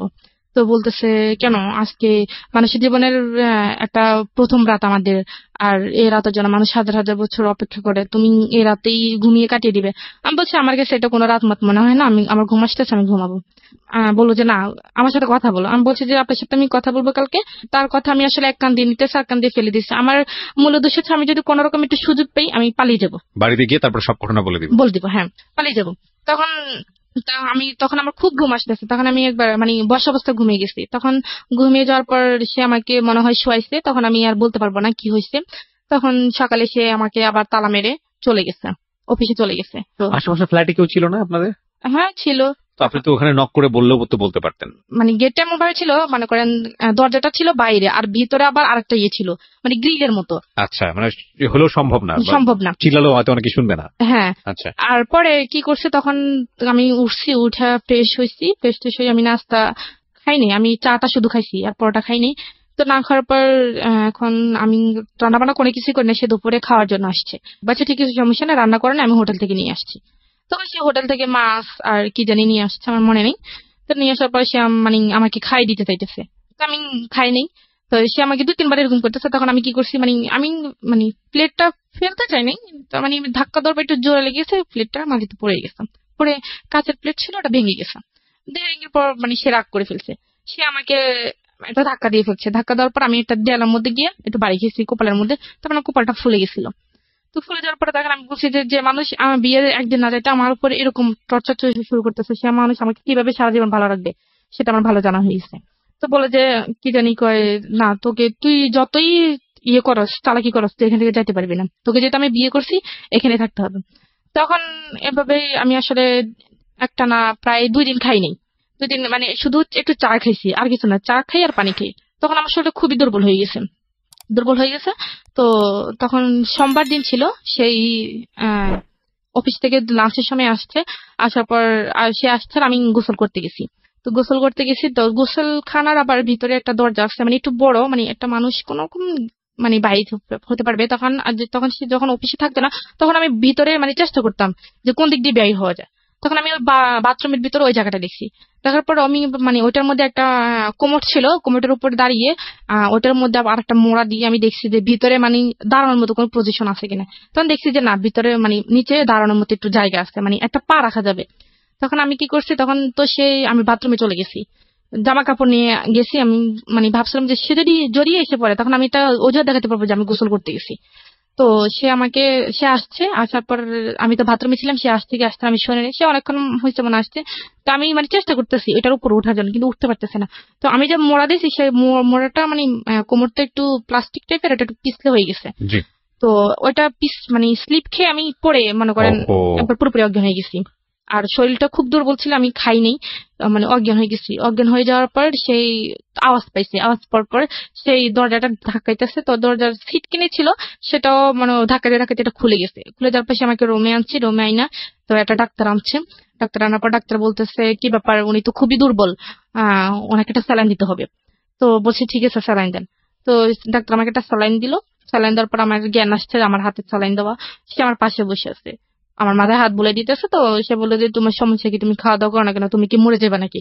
আমি বলছি যে হ্যাঁ আমি মরে যাবো। বলা যে তুমি মরে গেলে আমি থাকবো কি করে? আমি বলছি আপনি কিভাবে থাকবেন সেটা তো আমার জানার বিষয় না, যখন আমি আপনার কাছে ছিলাম না তখন তো আপনি ছিলেন, এরকম বলতেছে। তখন মানে আমি সব কথা তার মানে খুব সে যদি নর্মালি কথা বলে আমি একটু মানে রাগ দেখে কথা বলি। 5-6 দিন চলে যাওয়ার পর সে একদিন রাত করে আসছে। আসার পর আমি শোয়া ছিলাম, মানে ঘুমিয়ে ছিলাম আবার ছিলাম, মানে এরকম একটা অবস্থা। সে মনে করেন এক ধরনের আমার উপর জোরাজুরি করতেছে। যেরকম স্বামী স্ত্রীর মধ্যে একটা ফিজিক্যাল রিলেশন যেটা হয়, সেটা ওই দিন মানে ফার্স্ট ওই দিন হয়ে গেছে আপনার অনিচ্ছা সত্ত্বে। হ্যাঁ, আমার অনিচ্ছা সত্ত্বে। So it was rape. Legally যদি এটা বলি, আইনত এটা হচ্ছে রেপ। হ্যাঁ। তারপর সে আমার সাথে জোরাজুরি করে এরকম সেদিন 3 বার সে আমার সাথে ফিজিক্যাল রিলেশন করছে। তো তখন আমি এক পর্যায়ে মানে নিস্তেজ হয়ে গেছি, আমার কোনো হুঁশ ছিল না। তো হুঁশ না থাকার পর সকালে আমি মানে হাঁটতেই পারতেছি না, মানে এরকম একটা অবস্থা। পরে উনি অফিসে যাওয়ার সময় ওই দিন আর আমাকে তালা দিয়ে যায় নাই। যেদিন তার আগের দিন যে ফিজিক্যাল হয়েছে, তো তার সকাল থেকে সে আমাকে তালা দিয়ে যায় না, দরজা খোলাই ছিল। তো সে আমাকে বললো যে যদি খারাপ লাগে নিচে তার আবার এক বন্ধুর আম্মা থাকে, তো উনি ওনার সাথে গিয়ে কথা বলতে পারবে, আমি ওনাকে বলে যাবো, উনি তোমার সাথে এসে কথা বলবেন। তো তখন আর তালা বাইরের তালা দিয়ে যায় নাই। তো আমি তখন চিন্তা করলাম যে মানে আমার মনে একটা ধারণা আসছে যে যেহেতু এতদিন বিয়ে হয়েছে ঠিক, কিন্তু আমাদের মধ্যে কোনো কিছু ছিল না। তখন আমি বাড়িতে চলে গেলাম, মানে আমি বলতে পারতাম যে আমি পারফেক্ট, আমার মধ্যে কোনো ইয়ে নেই। See, this is a sense of society, sense of virginity, sense of our social ethics. It's a very important point. খেয়াল করবেন এটা। ওকে, তখন ও মনে করতেছে বিয়ে হয়েছে ঠিক আছে, কিন্তু আমাদের মধ্যে তো কোনো ফিজিক্যাল রিলেশন ছিল না, সুতরাং আমি যেভাবেই হোক এখান থেকে এসকেপ করলে আমি বলতে পারবো যে না আমাদের মধ্যে কিচ্ছু হয়নি। এইটা হচ্ছে আমাদের প্রিমিটিভ থট অফ সোসাইটি, মানে একদম প্রাগৈতিহাসিক আমলের একটা ধারণা।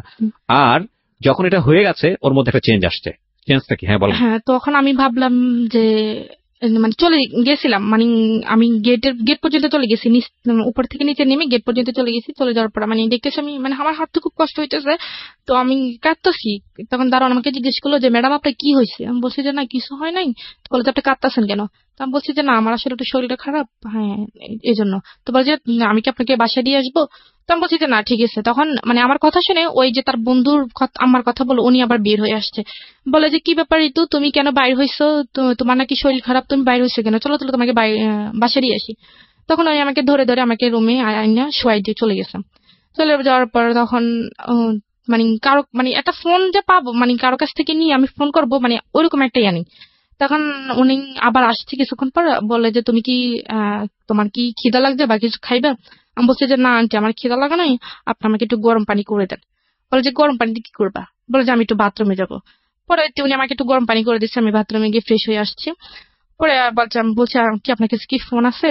বলে যে কেন? আমি বলছি আমি একটু আমার আম্মুর সাথে কথা বলবো, আমার আব্বুর সাথে কথা বলবো, আসলে তাদের কথা খুব মনে পড়তেছে, আমার খুব খারাপ লাগতেছে, একটু কথা বলে আমার কাছে ভালো লাগে। বলে যে এই তো তুমি কিছু মনে করো না, রবিউল তো আমাকে না করছে তোমার কাছে ফোনটা না দিতে। তো তখন ভাবলাম যে বলেও লাভ নেই, তখন ভাবলাম যে যাই হবার হয়ে গেছে, বিয়ে তো একবার হবেই, তো আমার ভাগ্য হয়তো এটা ছিল। আপনি মেনে নিলেন? হ্যাঁ আমি মেনে নিছি মনে মনে। তো তারপর আপনি মেনে নিলেন, হ্যাঁ মানে মেনে নিজেকে নিজে নিলাম, বোঝাচ্ছেন? আমি নিজেকে নিজে বুঝাইতেছি। তখন ভাবলাম যে যা হবার হয়ে গেছে। তো এক পর্যায়ে তো এই কয়দিন আমি তার সাথে খুবই মানে খারাপ ভাবে আচরণ করতাম, বা সে আমাকে কোনো কিছু জিজ্ঞেস করলে আমি তার উল্টোটার মানে উত্তর দিতাম। তো আজকে আসার পর আমি রান্না বান্না করছি, রান্না বান্না করা, তারপর গোসল টোসল করে ঘরটার মুছে টুছে আমি বসে রয়েছি, সে আসলে একসাথে খাবো। তো সে আসছে, আসার পর আমরা একসাথে খাইছি। খাওয়ার পর সে বলতেছে তোমার তো মন খারাপ, চলো আমরা একটু ঘুরতে যাই। তো আমি বলছি কোথায়? বলে যে এখানে একটা নদী আছে, ওইখানে নদীতে বিকেল বেলা সবাই ঘুরতে যায়, তো চলো তোমাকে নিয়ে একটু ঘুরতে যাই। তারপর তো আসলো, ঘুরতে খাওয়া দাওয়া গেলাম। করলেন? হ্যাঁ ঘুরতে গেলেন। হ্যাঁ। হ্যাঁ ঘুরতে যাওয়ার পর ওইখানে সবাই মানে তার পরিচিত যারা আছে সবাই জিজ্ঞেস করতেছে হ্যাঁ কি রে রবিউল এটা কে? তো ও বলতেছে তো তোর ভাবি টাবি পাইছে। তো তখন ওই যে একটু একটু বাইরে যেতাম, বা সবার সাথে একটু, বা মেয়ে যারা ছিল বা আন্টি যারা ছিল তাদের সাথে একটু কথাবার্তা বলতাম, তাদের সাথে একটু ফ্রি হয়ে গেছি। তখন একদিন আমাকে এক আফু, মানে উনি আমার সিনিয়র অনেক, উনি আমাকে একদিন বলে ঋতু তোমাকে আমি একটা কথা বলবো, তুমি কিছু মনে করবে না তো? বলে যে তুমি আসলে রবিউল তো তোমার হাজবেন্ড, এখন তুমি বললে হয়তো তোমার মন খারাপ হতো। আমি বলছি সমস্যা না আপনি বলেন। বলে যে দেখো তোমরা একসাথে চলাফেরা করো, আসলে তোমার সাথে আসলে তোমরা দুজনকে একসাথে মানায় নাই, তুমি কোথায় রবিউল কোথায়, মানে ওর নামে বিভিন্ন রকমের কথা বলতেছে। তখন আমার কাছে আসলে খারাপ লাগতো, কেন এই কথা বলবে? তো এখন তখন একটা দিক, যখন আমি ওকে মন থেকে মেনে নিছিলাম যে আমার যেহেতু বিয়েটা হয়ে গেছে, তখন যা হবার আছে হবে, তখন আমি পুরোপুরি ভাবে ওকে মানে ভালোই বাসছি, মানে পুরোপুরি ভাবে ওর প্রতি দুর্বল হয়ে গেছি। তো তখন আমি ওকে বললাম যে দেখেন আপনি অফিস থেকে ছুটি নিতে পারবেন? তো বলে যে কেন? আমি বলছি আপনি আগে নেন, তারপর আমি বলতেছি।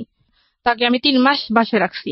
3 মাস বাসায় রাখছি বলতে মানে যাতে কেউ কিছু বলতে না পারে, বা তার স্বাস্থ্যের দিক থেকে, তার মানে ফেসের দিক থেকে, বা তার ও সব দিক আচ্ছা থেকে। আচ্ছা, মানে আপনি তাকে তৈরি করতেছেন আপনার ফ্যামিলির জন্য, যাতে হ্যাঁ করে আমার আপনি ফ্যামিলির তাকে জন্য, নিয়ে কারণ ফ্যামিলিতে ফেস বাইরের করতে মানুষ পারেন। যেহেতু এরকম বলতেছে, তারা আমার ফ্যামিলি তো কখনো ওকে মেনে নিবে না। তখন আমি তাকে মানে ডাক্তারের সাথে কথা বলে বিভিন্ন রকমের রুচিকর, যাতে রুচি হয় খাবার, ওষুধ, বা আহ, পুষ্টিকর যে খাবারগুলো আছে একটা মানুষ বা ভালো মতো ইয়ে হওয়ার জন্য, সবগুলোই আনছি। তো 1 মাস যখন হয়ে গেছে, এখন ও তো চাকরি করে না, এখন 1 মাস একটা মানুষ 1 মাস বসে বসে খেলে কতদিন যায়? আর ওর তো কোনো এক্সট্রা কোনো টাকা নাই। তো আমি কি করছি, ওই যে ঢাকায় থাকাকালীন যে রিয়ার কথা বললাম, তো এই রিয়ার কাছে আমি ফোন দিলাম। পরে রিয়াকে আমি সব কিছু বলছি, বলার পর আমি বলছি যে দেখ তুই এটা কারোর কাছে বলিস না এখন, আমি একটু সমস্যা আছি, আমার কিছু টাকা লাগবে। তো বলে যে কত টাকা? তা আমি বলছি 10-15 হাজার টাকা হলে হবে। একটা বিকাশ নাম্বার দিচ্ছে, আমাকে 15 হাজার টাকা পাঠাইছে। 15 হাজার টাকা পাঠানোর পর আমি তার জন্য বিভিন্ন রকমের আর বিভিন্ন আইটেমের খাবার নিতে, মানে যেগুলি কাজে আসে বা পুষ্টিকর যে খাবারগুলো, সেগুলো নিছে। যেমন তো তাকে 3 মাস পর পুরোপুরি ভাবে হয়ে উঠছে, মানে আমি যেরকমটা চাইছি সেরকমটা হয়ে গেছে। তো 3 মাস পর তখন থেকে মনে করে আমাদের সংসারটা খুবই একটা সুখী সংসার। সেও আমাকে প্রচন্ড ভালোবাসে, আমিও তাকে প্রচন্ড ভালোবাসি। এখন এই ভালোবাসা দিয়ে একটা হ্যাপি ফ্যামিলি আমাদের। তো এর মধ্যে আমি তাকে বললাম যে দেখেন আমার তো বিয়ে কিন্তু 1 বছর চলে গেছে এইভাবে। তো চলে যাওয়ার পর আমি বললাম, 1 বছর পর বললাম যে আমি তো এসএসসি পরীক্ষার তো আমার ভালো একটা রেজাল্ট আসছে, তো আমি ইন্টারে ভর্তি হইতে চাই। এই 1 বছরের মধ্যে আপনি কোনো যোগাযোগ করেননি বাড়িতে? না, কোনো যোগাযোগ করিনি। ওর লেখাপড়া কতদূর ছিল?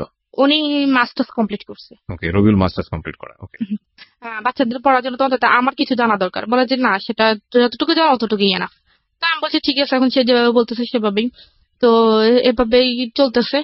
1.5 বছর চলে যাওয়ার পর তখন আমি হঠাৎ মনে করেন আমার ফিওর হচ্ছে না প্রায় 2 মাস ধরে। জি। তো আমি একটু টেনশনে আছি। তো তারপর হচ্ছে তখন আমি একটু টেনশনে পড়ে গেছি। তখন আমি ওকে জানাইনি। তো না জানানোর পর আমি নিজে নিজে একটা ডাক্তার কাছে গেছি। তো বলে যে আপনি তো প্রেগনেন্ট। আমি বললাম না, এটা সম্ভব না, আমি এখন এই মুহূর্তে বাচ্চা নিতে চাই না। আচ্ছা। তো বলে যে কেন আপনাদের, বলে যে আপনি কি বাচ্চা আছে? আর আমি বলছি যে না, আমাদের বাচ্চা নেই, তো এটা প্রথম, তবে আমি এখন বাচ্চা নিতে চাই না। তো বলছে এটা আপনার হাজবেন্ড জানে? তখন ও কিন্তু এটা জানে না। তো আমি বলছি যে হ্যাঁ, এটা ও জানে, ও নিতে চাচ্ছে না। তো আমি বলছি যে তাহলে, তো বলে যে তাহলে এটা যদি রাখতে না চান তাহলে যত তাড়াতাড়ি সম্ভব এটাকে অ্যাবর্শন করতে হবে। বলতে আপনি এড্রেসে চলে যান, ওনারা যা করার করে দিবেন। মানে এটা করার পর একটু অসুস্থ ছিলাম, পরে এভাবে চলতে ভালোই আছি, ভালোই। তারপর আমি আবার প্রেগনেন্ট। সেকেন্ড টাইম কনসিভ করলেন? হ্যাঁ, করার পর সেটা আমি তাকে জানাইছি। প্রথমবারের কথা তো আমি তাকে জানাইনি। দ্বিতীয়বার যখন হয়েছে তখন আমি যাকে জানাইছি, তখন আমার 3 মাস হয়ে গেছে। 3 মাস হয়ে যাওয়ার পর তো বলছে না, আমি তো এখন বাচ্চা চাইতেছি না, কারণ আমি তোমাকে তো এখন আমাদের বাড়িতে নিয়ে যাইনি। এখন যদি বাচ্চা হয়ে যায় তখন মানুষ কি বলবে? আমি এখন বাচ্চা তুমি যেটা যা করো তাড়াতাড়ি করো। তখন ওই ডাক্তার কাছে আসছি, ডাক্তার কাছে আসে তো আবার ওই ভাবি আমার বলছে যে একটা হোমিও ডাক্তার আছে, ওইখানে গেলে হোমিও কিছু ওষুধ দিলে ওইটা নাকি হয়ে যায়। যাই হোক, আপনি এটাকে অ্যাবর্শন করেছেন না করেন নাই? না, করিনি। সেকেন্ড টাইমটা কি আপনার বেবি? হ্যাঁ। ওকে, তারপর? হ্যাঁ, তারপর যাই হোক, এটা অনেকবার করছি। তো ট্রাই করছেন অ্যাবর্ট করার জন্য? হ্যাঁ, অনেকবার ট্রাই করছেন কিন্তু হয়নি।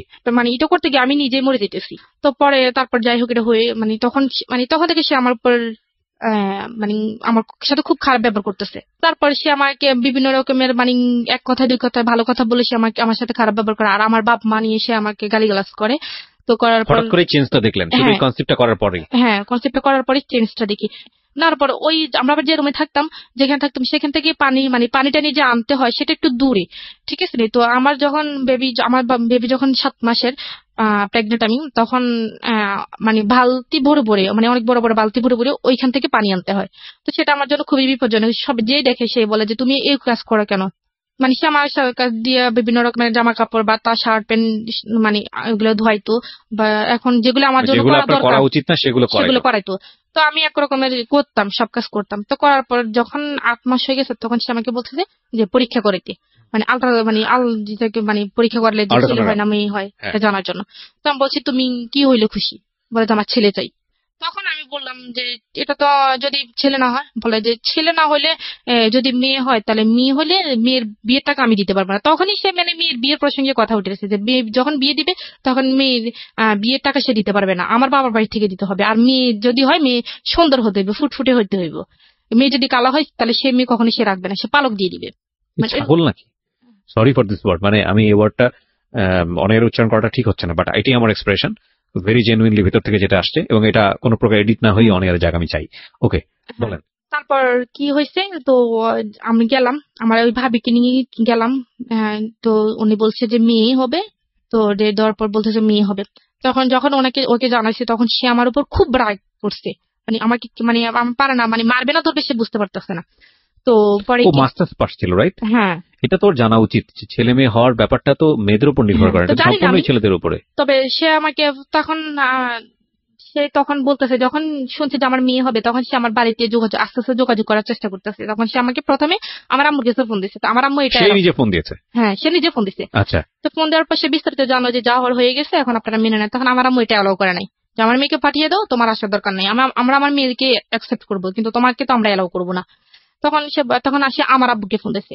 আমার আব্বুর কাছে সে খুব কান্নাকাটি করছে, আমিও খুব কান্নাকাটি করছি। করার পর আমার আব্বু বলছে ঠিক আছে, আমি ব্যবস্থা করতেছি। তো সে বলতেছে দেখেন, ঋতু তো আপনার প্রেগনেন্ট, বা ওর তো বেবি হবে, এখানে তো দেখাশোনা করার মতো কেউ নেই, এখন আমাদের বাড়ি তো ওকে নিয়ে যেতে পারি নেই। তো ওকে এখানে কে দেখবে? আপনারা যদি চান তাহলে ও প্রথম বাচ্চাটা আপনাদের এখানে হোক। তো আমার আব্বু বলছে ঠিক আছে, আমি ব্যবস্থা করতেছি। তখন আমার আব্বুর আসার সময় হয়েছে, তো আমার আব্বু আসবে। তা বলছে ঠিক আছে, আমি বাড়িতে যাই ঋতুর আম্মুর সাথে কথা বলে দেখতেছি। তো দেশে আমার আব্বু বাড়িতে আসছে, আমার আম্মুর সাথে কথা বলে আমার আম্মু কোন রকম মানানোর পর তো আমরা গেলাম। না, এর আগে আম, এখানে একটা ঘটনা হয়েছে যে আমি যে বললাম না যে একটু দূর থেকে পানি আনতে হয়, তো আমি বললাম যে আমরা এখানে থাকবো, টাকা দিয়ে থাকবো, আমরা তো এখানে মানে টাকা ছাড়া থাকতেছে না, তাহলে তুমি একটা ভালো দেখে একটা রুম নাও যেখানে পানিটা নিয়ে একটু কাছে পাওয়া যায়।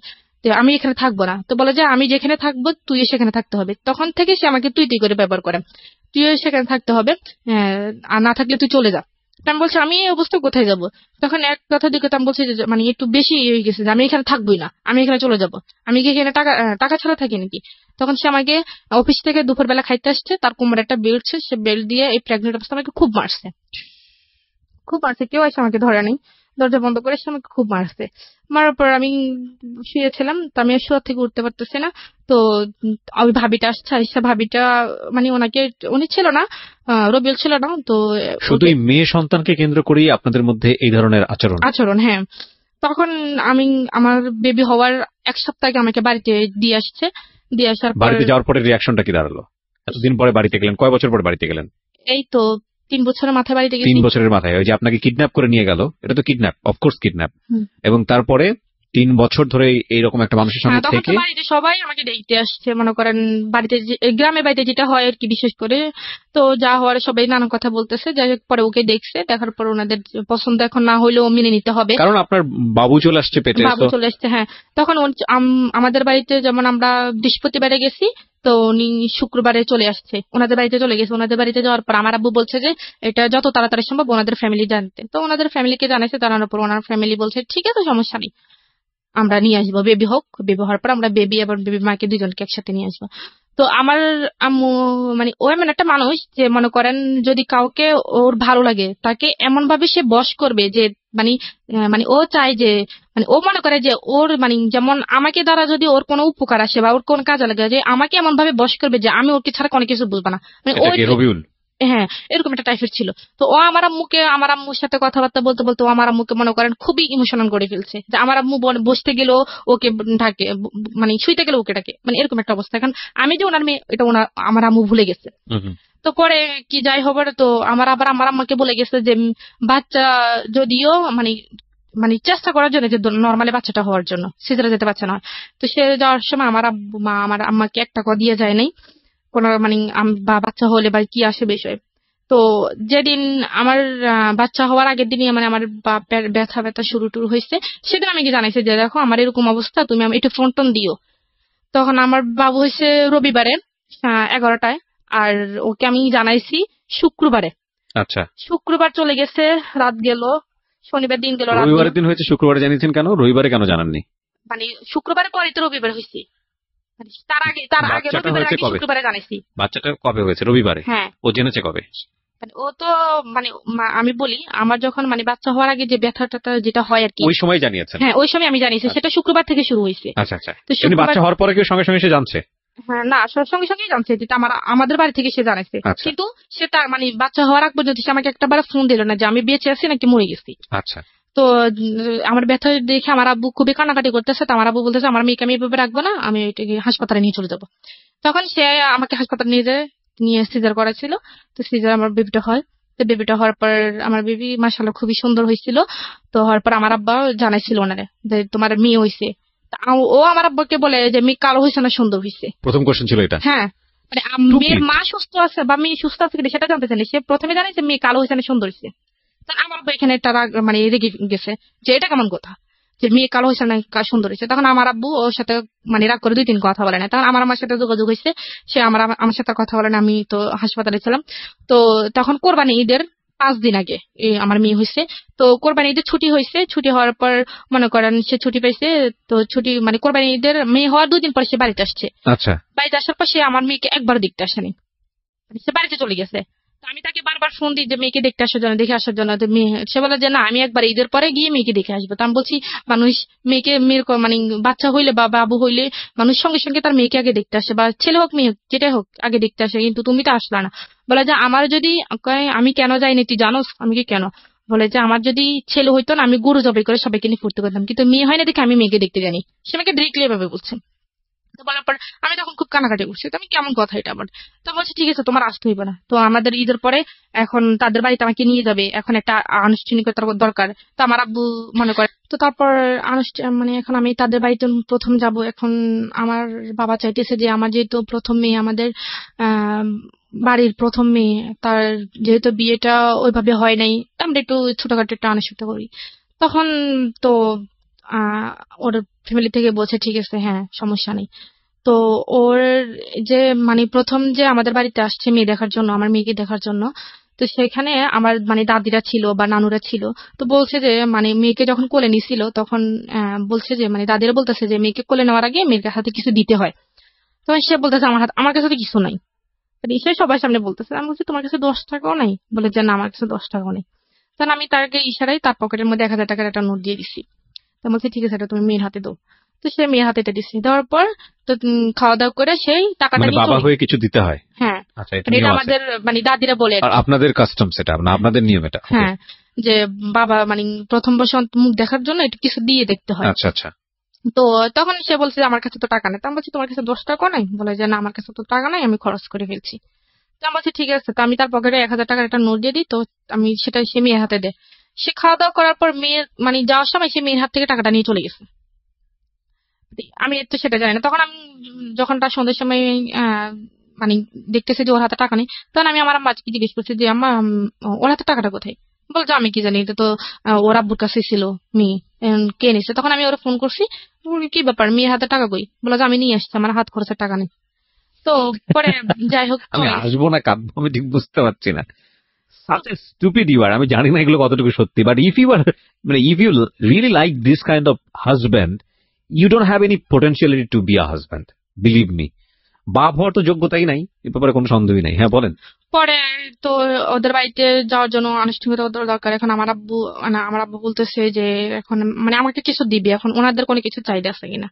তো যখন সে আমাকে বিয়ে করার কথা বলছে তখন আমি তাকে বলছি যে আমাকে বিয়ে করতে হলে শ্বশুর বাড়িও পাইবা না, কিন্তু শ্বশুর বাড়ির কোনো কিছু আশা করতে পারবা না। তখন সে আমাকে বলছে একটা কথা যে আমি তোমাকে চাইছি, তোমাকে পাইছি, আমার আর কিছু লাগবে না। ইনফ্যাক্ট ও যে সিচুয়েশনে ছিল সেই সিচুয়েশনে সে এটাই বলবো, হ্যাঁ এছাড়া কোনো ইয়েও নাই। হ্যাঁ। হ্যাঁ, তখন সে এখন যেহেতু আমার আব্বা যেহেতু এখন একটা আনুষ্ঠানিকতা করতেছে, তখন সে অনেক কিছু চেয়ে বসছে।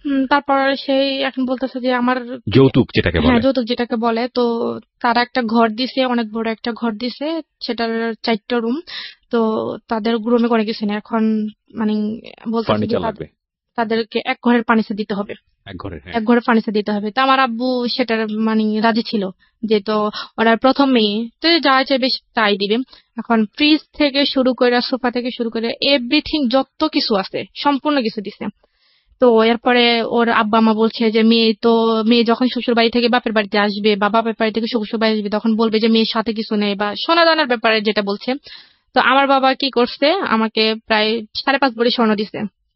এক ভরি ফার্নিচার দিতে হবে, 7.5 ভরি স্বর্ণ দিচ্ছে। এবার ওদের ওদের পক্ষ থেকে মনে করেন। আচ্ছা, এই পুরুষগুলোর কি লজ্জা করে না? আমাকে একটা একটা কথা বলেন তো, আপনারা তো আল্লাহ হাত দিছে দুইটা, দুইটা পা দিছে, যেই ভদ্র মহিলাকে আপনি এত এত জোর জবরদস্তি করে ব্ল্যাকমেইল করে চোখে মলম মেখে নিয়ে গেলেন, 2-3 বছর কোথাও আসতে দিলেন না, বাবু আসতেছে আপনার, এবং যেখানে ছেলে হবে না মেয়ে হবে আল্লাহ আপনার উপরে সেটা নির্ধারণ করার বিষয় দিয়ে দিয়েছেন, এবং সেটা সম্পূর্ণই ছেলেদের শরীরগত বিষয়, ক্রোমোজোমের যে বিষয়টা থাকে সবাই জানে আজকাল, XY XX।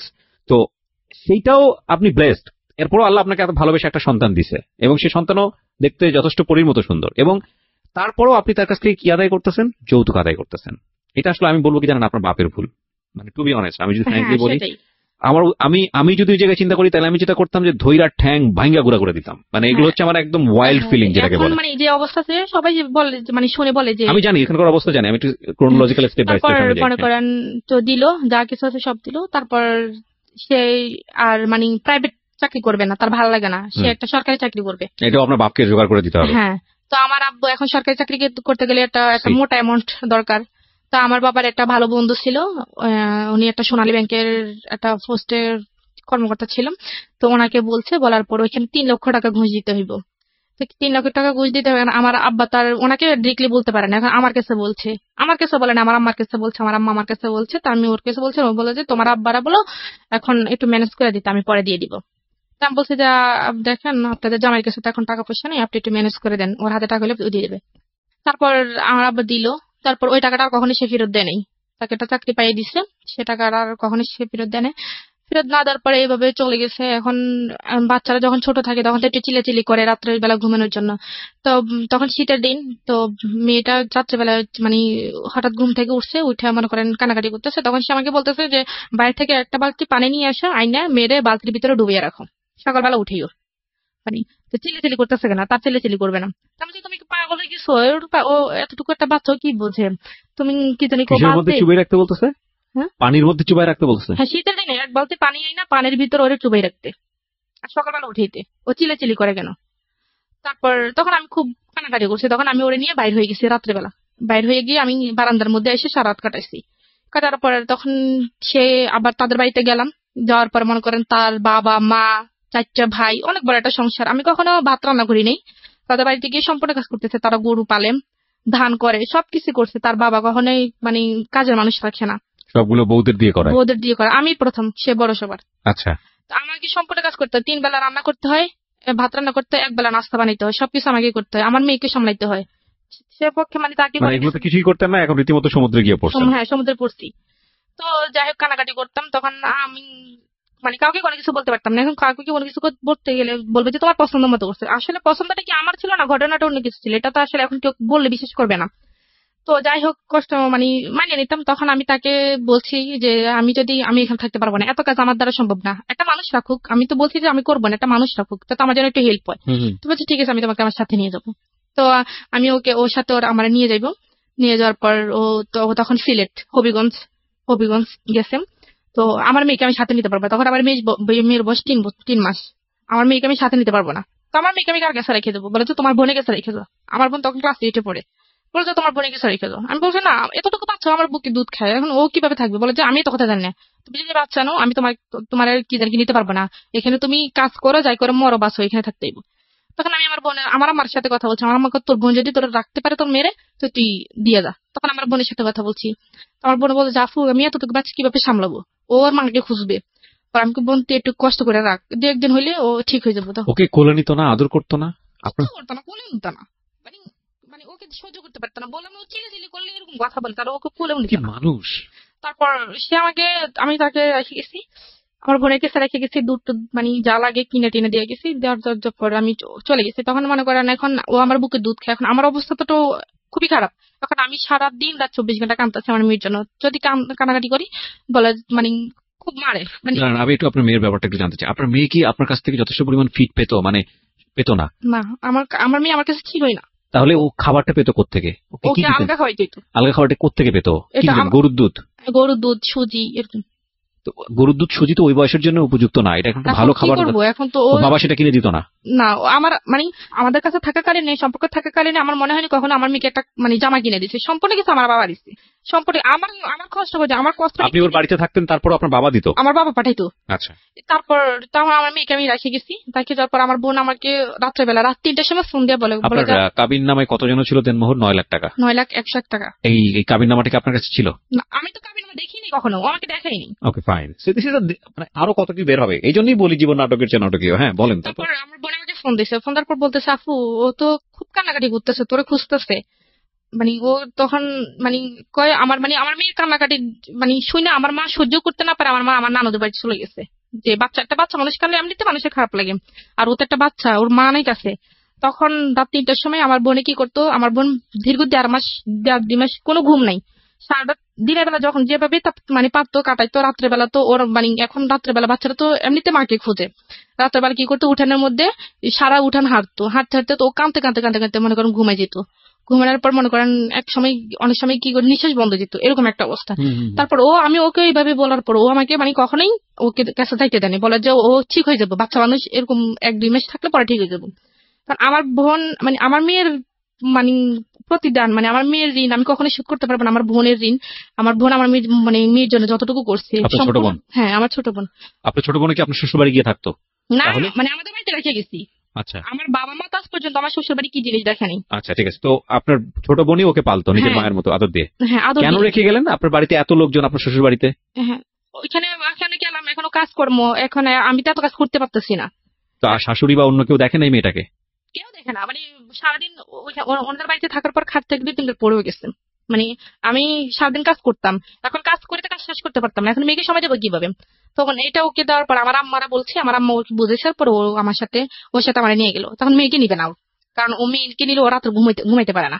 তখন আমি মেয়েরা রেখে গেছি।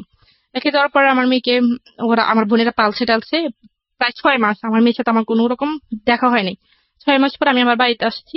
আসার পরে মনে করেন মেয়েটি আমার কাছে রাখছি। তখন এই 6 মাসে তো মেয়েটি একটু একটু শিখে, এখন মেয়ে আমাকে চেনে না যখন হ্যাঁ, আমি খুব বাড়িতে স্বাভাবিক। আসছি। বলেন তারপর। তাও আমি বাড়িতে আমাদের বাড়িতে গেছি, তখন মেয়েকে আমি আমার কোলে আনতে চাই, মেয়ে আমার কোলে আসলে খুব ছেলে কান্নাকাটি করে। আমার বোনের কোলে গেলে আবার খুবই মানে ভালো, একবারে হাসি খুশি। আমার কোলে আসতে চায় না সে, মানে আমার কোলে আসলে সে মানে খুবই কান্নাকাটি করে, মানে আমাকে দেখতেই পারে না। তখন আমি ওকে বলতেছি যে, আমি বলতেছি দেখো তোমার কারণেই তো আমার আজকে এই অবস্থা, আমার নিজের মেয়ে আমাকে চিনতেছে না। বলে যে চিনবে, একটু কয়েকদিন থাকলে তারপর চিনবে।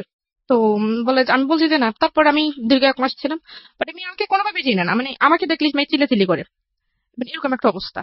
তো তারপরে যাই হোক, কোন রকম প্রায় এরকম 5-6 মাস আমাদের বাড়িতে ছিলাম, থাকার পরে আস্তে আস্তে মেয়ে আমাকে চিনলো। আপনার বোনকে কি মা ডাকতো নাকি? হ্যাঁ, আমাকে মা ডাকতো না, ও আমার বোনকে আম্মু করে ডাকতো। আম্মু ডাকতো না, মাম্মা ডাকতো।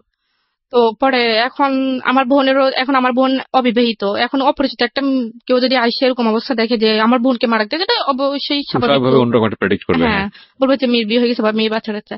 তো আবার আমার বোন আবার একটা সমস্যা পড়ে গেছে কি, ওরে ছাড়া কোথাও যাইতে পারতো না, আমার মাকে এত ইয়ে করতো না। ও কিছু মানে ওকে ছাড়া কোথাও যাইতো, ও যখন আমার বোন আবার মাদ্রাসায় পড়ে, মাদ্রাসায় যাইতে পারতো না, বুক লাগাই দিলে চিল্লাচিল্লি শুরু করতো, বুক ছাপটাই ধরে রাখতো, যাইতে দিত না।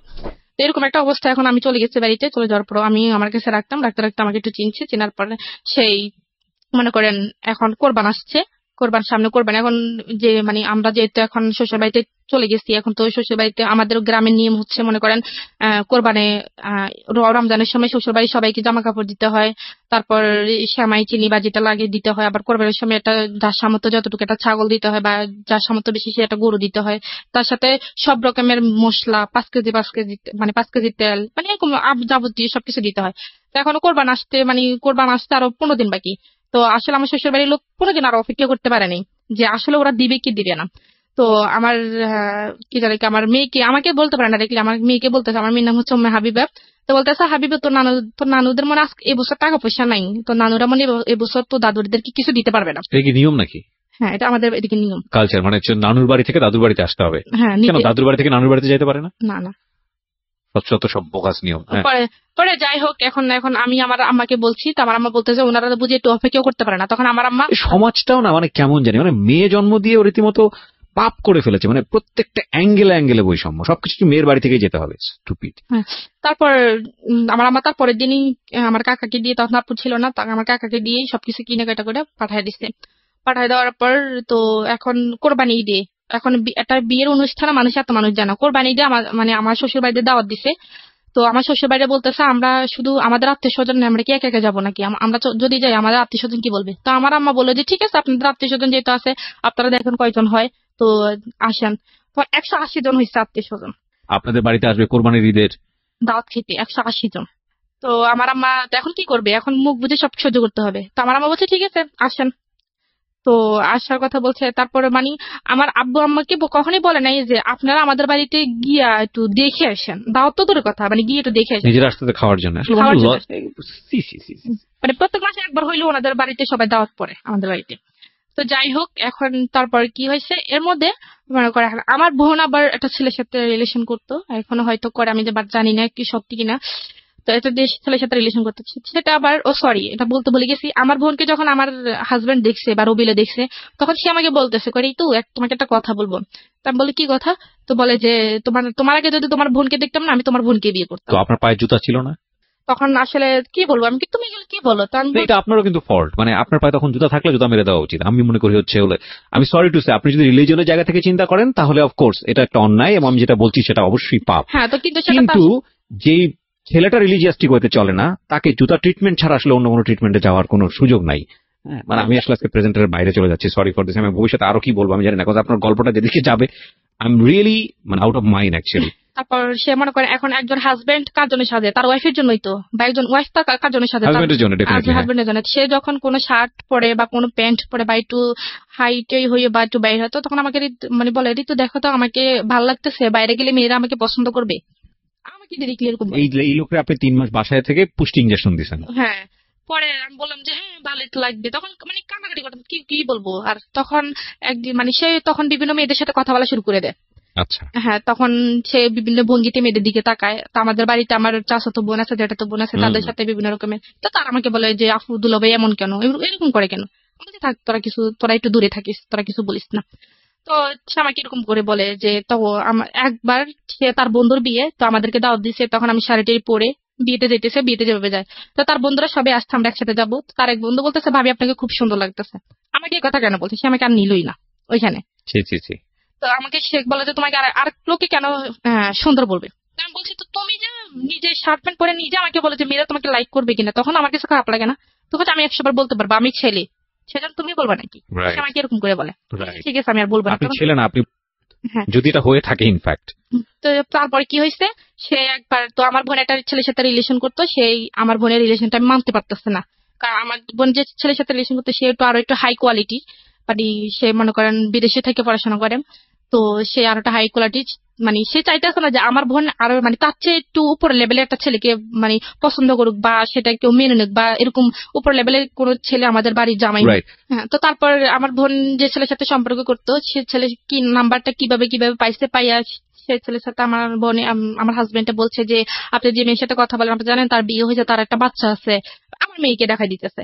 তখন বলছে সে বিশ্বাস করে না, তো বলছে ঠিক আছে আমি প্রমাণ চাই। তখন সেই কি করছে, দেখাইতে আনসার তো আমার মেয়েকে ওই ছেলের সামনে নিয়ে গেছে, নিয়ে আমার রবিএল বলতেছে যে হাবিবা তোমার আম্মুর নাম কি, তোমার আঙ্কেলের কাছে বলো। তো সে আমার বোনের নাম বলে দিছে, কারণ আমার বোনকে সে চিনে। আমার বোন নাম বলেছে যে আমার আম্মুর নাম এটা।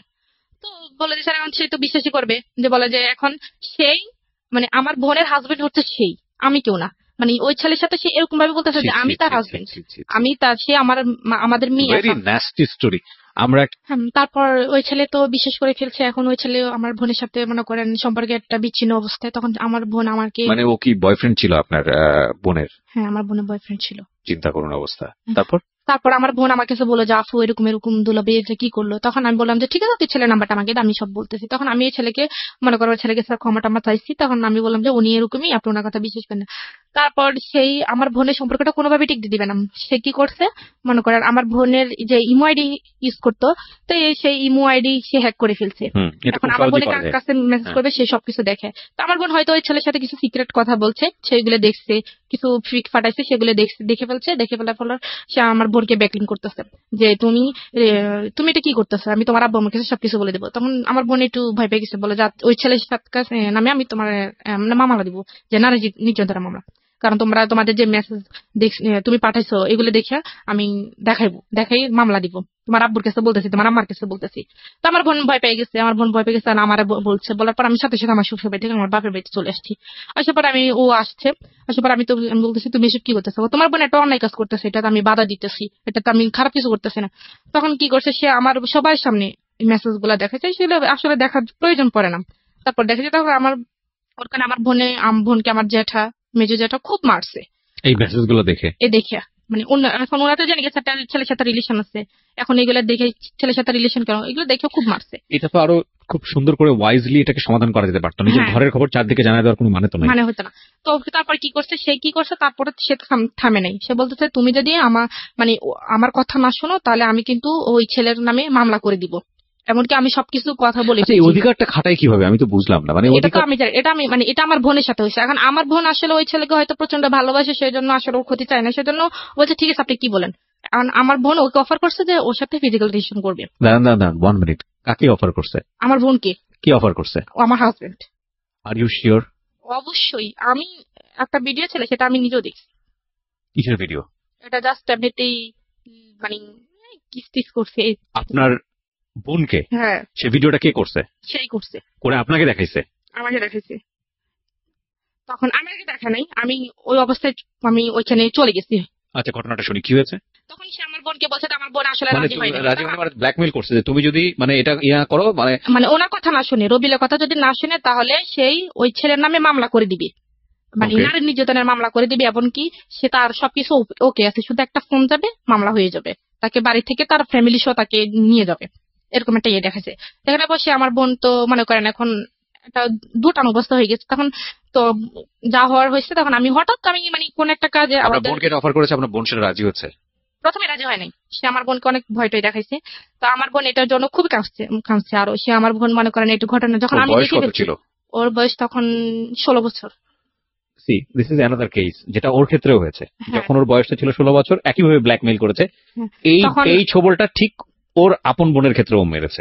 হ্যাঁ, তো তারপর? তখন আমার বোন মানে এটা হওয়ার পর ও নিজের হাত টাত সব কেটে মনে করেন ইয়ে করে ফেলছে, মানে সুইসাইড করতে গেছে আমার বোনে। মানে বোনের সঙ্গে আপনার আপনার হাজবেন্ড এটা হয়েছে? হ্যাঁ, না হয় নাই, শুধু এমনিতে মানে মানে যেটা হয় আর কি, এমনি হয়েছে। আর এটা ও ভিডিও করছে। তো তখন আমি ওই অবস্থায় ওইখানে চলে ওদেরকে ওই অবস্থা দেখে ফেলছি। দেখে ফেলার পর ও আর তখন আমার বোনকে তো ও ছেড়ে দিছে। ছেড়ে দেওয়ার পর আমার বোন আমাকে জড়াই ধরে কাঁদতেছে, খুব কান্নাকাটি করে এসব কথা বলতেছে। তখন আমি যখন বলছি যে তুমি এসব কিছু করতেছো, আমি এক্ষুনি সবাইকে জানাই দিব, তখন ও আমাকে বলে যে তুই যদি বলছ আমি বলবো যে তুই তোর বোনকে আমার কাছে দিয়ে গেছিস। ও আমাকে বলতেছে। তাহলে আমি তো আবার কি বলবো এখানে, আমার তো আর কিছু বলার নেই। আমি বলছি তুমি আমাকে এভাবে ব্ল্যাকমেল করতে পারো না। বলা যে অবশ্যই করবো, তুই যদি এটা কারোর কাছে প্রকাশ করতে চাস, আর তোর বোনের ভিডিও আছে সেটা আমি কি জানি নেটে ছেড়ে দিব। আর তুই যদি কোনো কিছু করতে চাস, কারো কাছে বলতে চাস, তো আমি তোকে উল্টা ফাঁসিয়ে দিব। আপনাদের বাড়িতে হচ্ছে এসব? আমাদের বাড়িতে হয়েছে।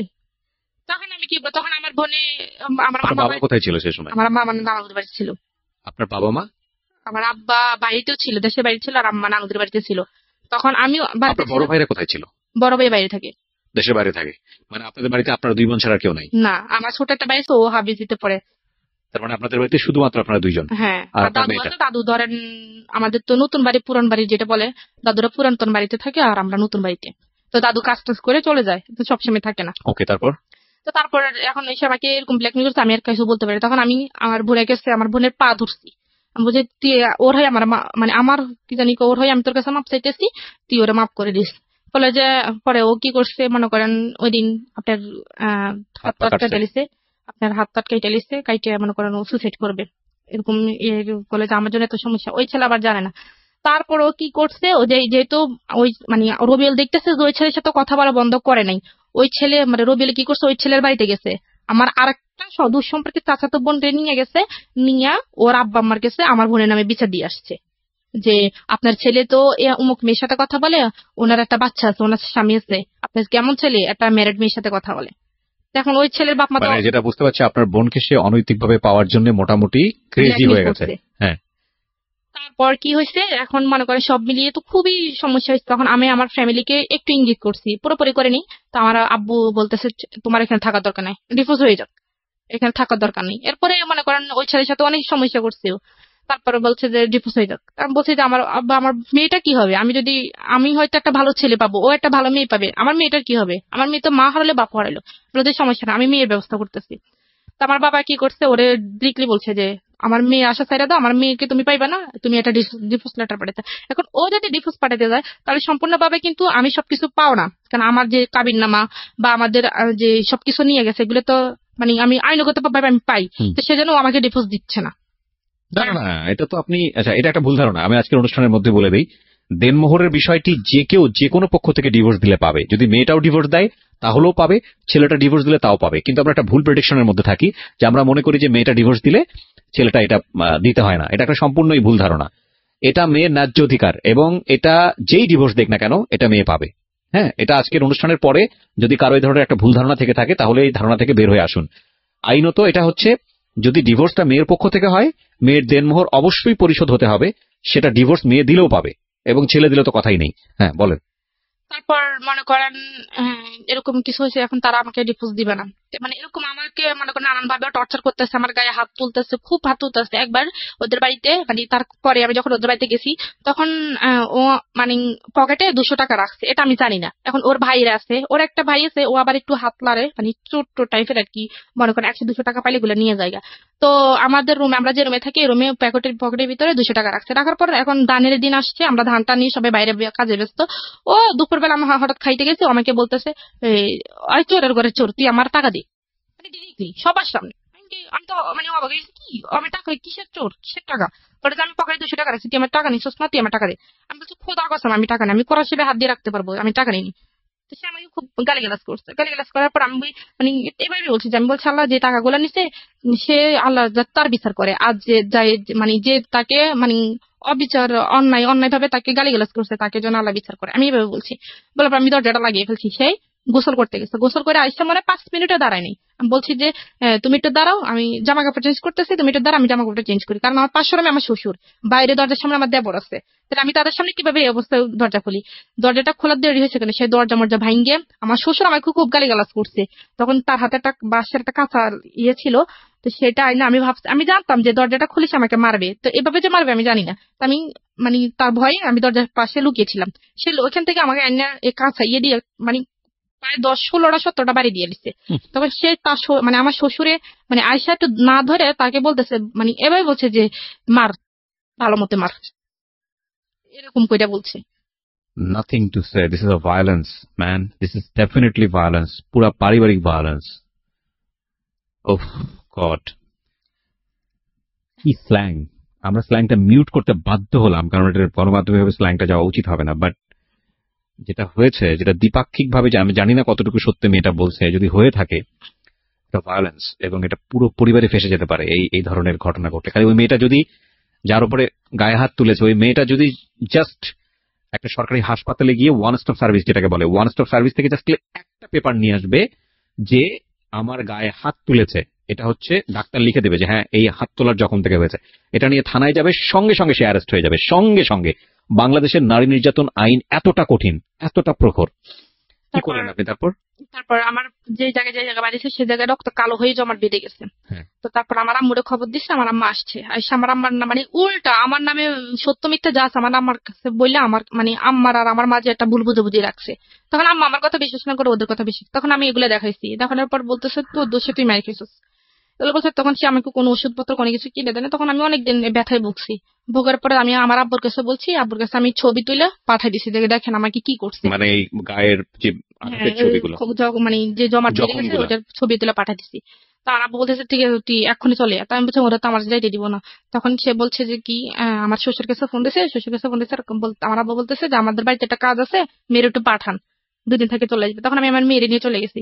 চলে যাওয়ার পর আমার আব্বু বলছে যে ওরে ফোন দিয়েছে, তো তুমি আমার মেয়ের সাথে আর কোনো সম্পর্ক রাখবে না, আমাকে আমি 1 মাসের মধ্যে আমি ডিভোর্স লেটার পাঠাইতেছি। তখন সে কি করছে, আমার আব্বার কাছে মাপ টাপ চাইছে, চাইয়া সে আমাদের বাড়িতে গেছে।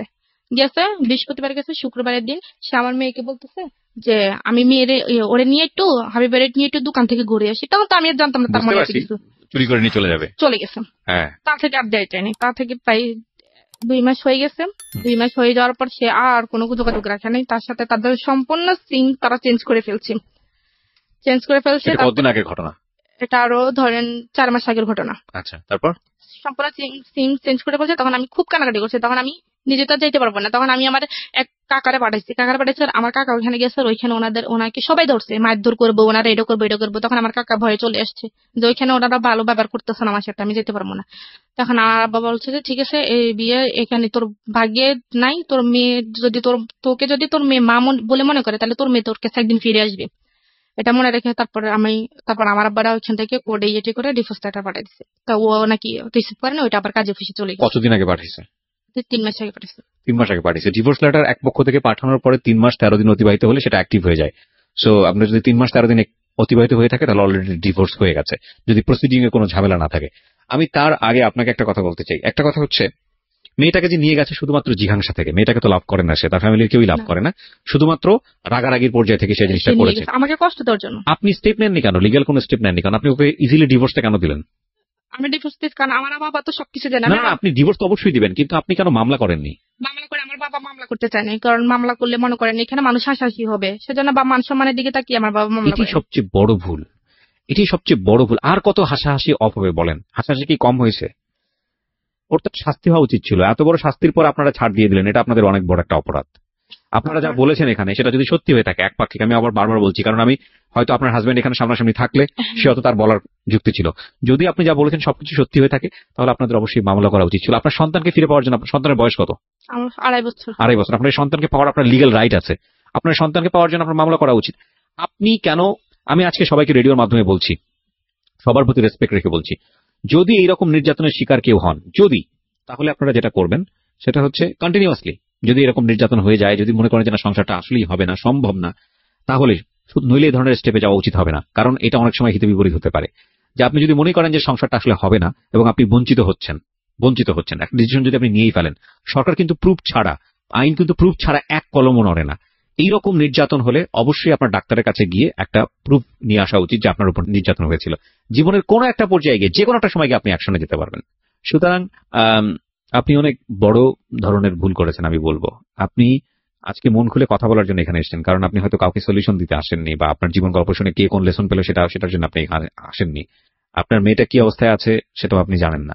তারপরেও আমি আপনাকে একটা প্রশ্ন করব, সেটা হচ্ছে কি মনে হয় আরো আগে যদি চলে আসতেন তাহলে জীবনটা আরো সুন্দর হতো না? হুম, এখন এটাই মনে হয় যে তখন যদি, তো আমার বারবার এটাই মনে হয় যে যখন প্রথম ফিজিক্যাল রিলেশন হয়েছে তখন যদি আমি আমার মনটাকে চেঞ্জ না করে তখন যদি আমি চলে আসতাম, কারণ আমার exactly that is the point, that is the lesson of the story. বাংলাদেশের সামাজিক প্রেক্ষাপটে অনেক মেয়েই আছেন, এবং আমাদের সামাজিকতার লেসনটাই এটা, যারা শারীরিক সম্পর্কটাকে এত বড় কিছু মনে করে পুরো জীবনটাকে বলি দিয়ে দেন। That is absolutely wrong, absolutely wrong. এবং আমি আবারও বলতেছি, এটা 100% রং। আমরা এই আইএমএ জাহিলিয়া যুগের বসবাস করি না।